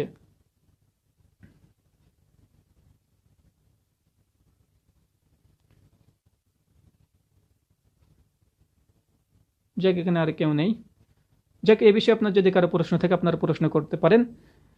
আমাদের বিষয়টি এটাই ছিল, আজকের আলোচ্য বিষয় এটাই ছিল, যে অনেক কিছু আপনাদের সামনে আলোচনা করলাম। আমাদের আলোচনা শেষ বিষয় বারবার আমরা ঘোষণা করলাম যে এখানে স্পষ্টভাবে, আর এখানে স্পষ্টভাবে উম, মানে অনেক কিছুই বলা হয়েছে। এগুলো সমস্ত এখানে 28টা মন্ত্র অনুবাদ করতে গেলে অনেক সময় লাগবে, অনেক সময়। আর আমি কাটা কাটা প্রত্যেকটা মন্ত্রের অনুবাদ করলাম। আর অধিকাংশ মন্ত্র বেদ প্রকাশ উপপাধ্যায়, একজন পিএইচডি ডিগ্রিরত সংস্কৃত পড়ে কলকাতা থেকে, তিনি তার মানে অনুবাদে এটা স্পষ্ট আছে, তিনি স্বীকার করে নিয়েছেন। এখানে আমাকে দোষ দিয়ে বা ডক্টর জাকির নাইককে দোষ দিয়ে, এদেরকে দোষ দিয়ে কোনো লাভ নেই, কেন তারাই যখন স্বীকার করেছে আমরা তাদের কথাকে মেনেছি, তো সমস্যা কোথায়? বিতর্ক করতে হলে তাদের সঙ্গে করাটা উচিত, এটাই যুক্তি, এ কথাই বলে। আর গিরিজাননাথ শিবের যদি একটি নাম হয় তাও কোনো আপত্তি নেই, কেন গিরিজাননাথের পরেই আছে মরুস্থান নিবাসী, না? এই গিরিজাননাথ তিনি মরুস্থান নিবাসী হবে। আর শিব যে মক্কাতে শিবের মন্দির ছিল, এই কথাগুলো ঐতিহাসিকভাবে সত্য প্রমাণিত কিছুই নেই যে শিবের মানে মন্দির ছিল। অনেকে বলে শিবলিঙ্গ ছিল, কেবল শিবকে ছিল, এগুলো একটা ভ্রান্ত একটা ধারণা। আর যদি শিবলিঙ্গ যদি থাকে বা শিবের মূর্তি যদি থাকে, তাও এটা বেদের বিরুদ্ধে। যজুর্বেদ অধ্যায় 32 মন্তব্য 3, শ্বেতসূত্র উপনিষদ অধ্যায় 4 মন্তব্য 19 পরিষ্কার হচ্ছে না তাস্তি প্রতিমা আস্তি এসা নাম আহাজ্জা সাহা, যে মহান সত্তা ঈশ্বরের কোনো প্রতিমূর্তি নেই। তাই প্রতিমূর্তি কেউ যদি তৈরি করে, এটা তো হিন্দু ধর্মগ্রন্থের স্বয়ং বিরুদ্ধে। আর এই কথা স্বয়ং আমাদের এই রাজ আরিয়া ভাই, তিনি একজন আর্য, তিনিও স্বীকার করবেন যেটা নিষিদ্ধ।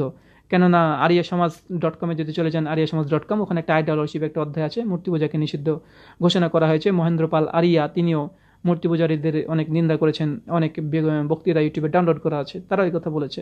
এমনকি শ্রীকৃষ্ণের উপর তারা মহেন্দ্রপাল আরিয়া অনেক কটূক্তিও করেছে, শ্রীকৃষ্ণ, যেগুলো আমরা করি না কিন্তু তিনি করেছেন। তিনি একজন হিন্দু হওয়ার শর্ত তিনি করেছেন, সেগুলো একটা আলাদা বিষয়। যাকে এই বিষয়ে আপনাদের কারো যদি প্রশ্ন থাকে আপনারা করতে পারেন। অনেক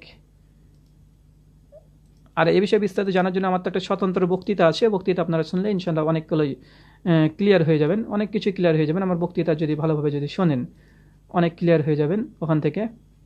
আর এখানে শুধুমাত্র এতটাই আপনাদেরকে বললাম, যেখানে মিথ্যাচার করেছে মোহাম্মদ সাল্লাল্লাহু আলাইহি ওয়াসাল্লামকে খারাপ মানুষ বলা হয়নি, ভালো মানুষ হিসেবে বলা হয়েছে, এতটাই।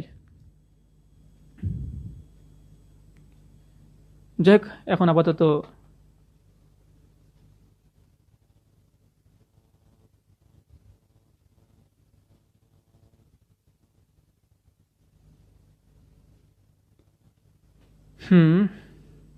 যাক, আপাতত এখন প্রাসঙ্গিক কেউ কমেন্ট করছে না, এমনি ধন্যবাদ জানাচ্ছে অনেকজন, অনেকজন একই কমেন্ট বারবার করছে।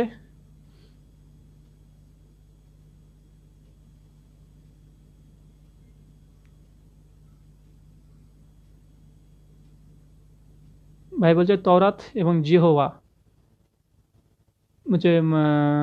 একজন ভাই বলছে যে তওরাত এর জিহবা কি আসল নাম নাকি মিথ্যা, বা এই তওরাত এটা অর্থ হচ্ছে শরিয়া, হুকুম, সিদ্ধান্ত দেবার একটি বই। জিহোয়া হচ্ছে একটা ঈশ্বরের নাম, জিহোয়া। এটা শুধুমাত্র কেবলমাত্র মানে জিহোয়া উইটনেস তারা এ নামে ডেকে থাকেন, জিহোয়া জিহোয়া এটা তারা ডেকে থাকেন। অন্য কোনো খ্রিস্টানরা তারা জিহোয়া হিসেবে তারা ডাকে না ঈশ্বরকে। এটা গ্রিক ভাষা থেকে এসেছে।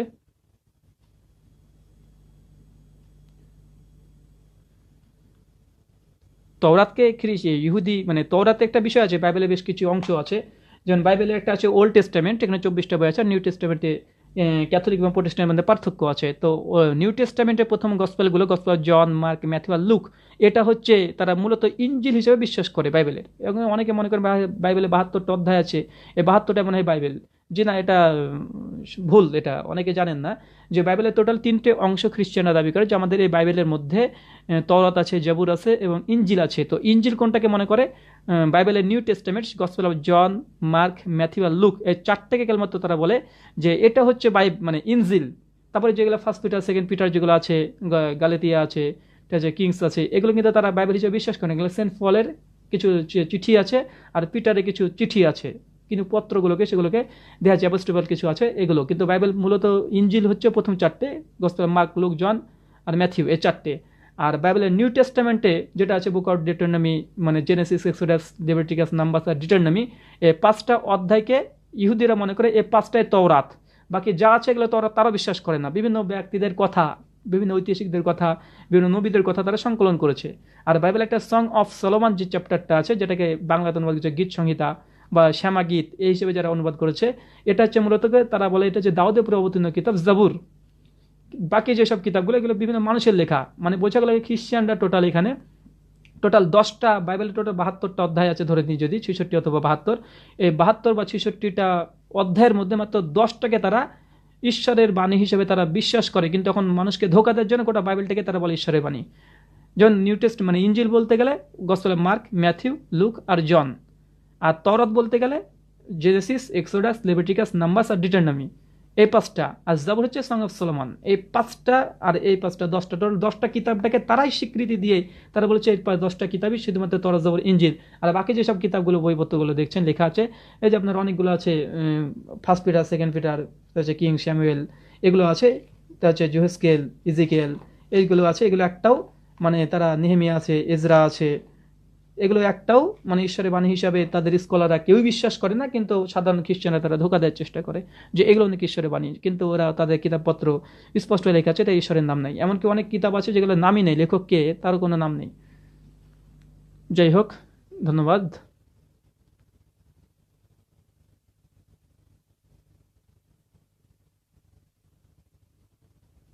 আলী বিশ্বাস বলছে ভাই আসিফকে। ভাই আসিফ একজন সে নাস্তিক বলে তিনি নিজেকে দাবি করছেন।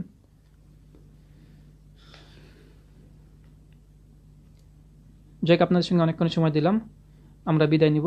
আমাদের শেষ ওটাই ছিল যে মোহাম্মদ সাল্লাল্লাহু আলাইহি ওয়াসাল্লামের কথা হিন্দু ধর্মগ্রন্থ ভবিষ্যপুরাণে আছে, তাকে পাপী বা খারাপ মানুষ হিসেবে বলা হয়নি, বরং তাকে ভালো মানুষ হিসেবে স্বীকৃতি দেওয়া হয়েছে। তার অনেক গুণাবলীর কথা বলা হয়েছে। এতটাই। তারা যে অনুবাদ করেছে ওখানে সম্পূর্ণ ভুল, নাস্তিকটা যেটা অনুবাদ করেছে। আর আমি আমার কথা যে যথার্থ সত্য, কেউ যদি বলে আমার অনুবাদ ভুল, মিথ্যা, তাহলে মনে করতে হবে বেদ প্রকাশ উপপাদ্য থেকে শুরু করে হিন্দু স্কলার তারা এই অনুবাদ ভুল করেছে, শ্রী শ্রী রবিশঙ্কর পর্যন্ত তারা ভুল করেছে এগুলো। কেননা আমি নিজের অনুবাদ শুধুমাত্র করলাম না, তাদের অনুবাদটাও আমি স্পষ্টভাবে সহযোগিতা নিয়েছি, এটা স্পষ্ট হয়ে আপনাদেরকে দেখিয়েছি। আর এই বইগুলো আপনারা ইন্টারনেটে চলে যেতে পারেন, লিখতে পারেন মোহাম্মদ সাল্লাল্লাহু আলাইহি ওয়াসাল্লামের কথা ভবিষ্যৎবাণী বেদ প্রকাশ উপাধ্যায়ের উইকিপিডিয়াতে বেদ প্রকাশ উপাধ্যায় এই আছে বেদ পুরাণের আলোকে হযরত মুহাম্মদ সাল্লাল্লাহু আলাইহি সাল্লাম। লেখকের নাম হচ্ছে বেদ প্রকাশ উপাধ্যায়। তিনি একজন পিএইচডি ডিগ্রিরত সংস্কৃতের উপরে, তিনি অন্য ভাষা না সংস্কৃত উপরে পিএইচডি ডিগ্রিরত, কলকাতা। এই বইটা খুবই মাশহুর গ্রন্থ। তার বইয়ের উপরে তার বিশেষ কিছু নসিহত তিনি আছেন, তিনি লিখেছেন। তো আমাদেরকে দোষ বা আমাদের উপরে অপবাদ লাগে কোনো, এটা যুক্তিযুক্ত হবে না। আশা করি বিষয়টি স্পষ্ট হয়েছে। আমরা আজকের মতো এখানে বিদায় নিব। আসসালামু আলাইকুম ওয়া রাহমাতুল্লাহি ওয়া বারাকাতুহু।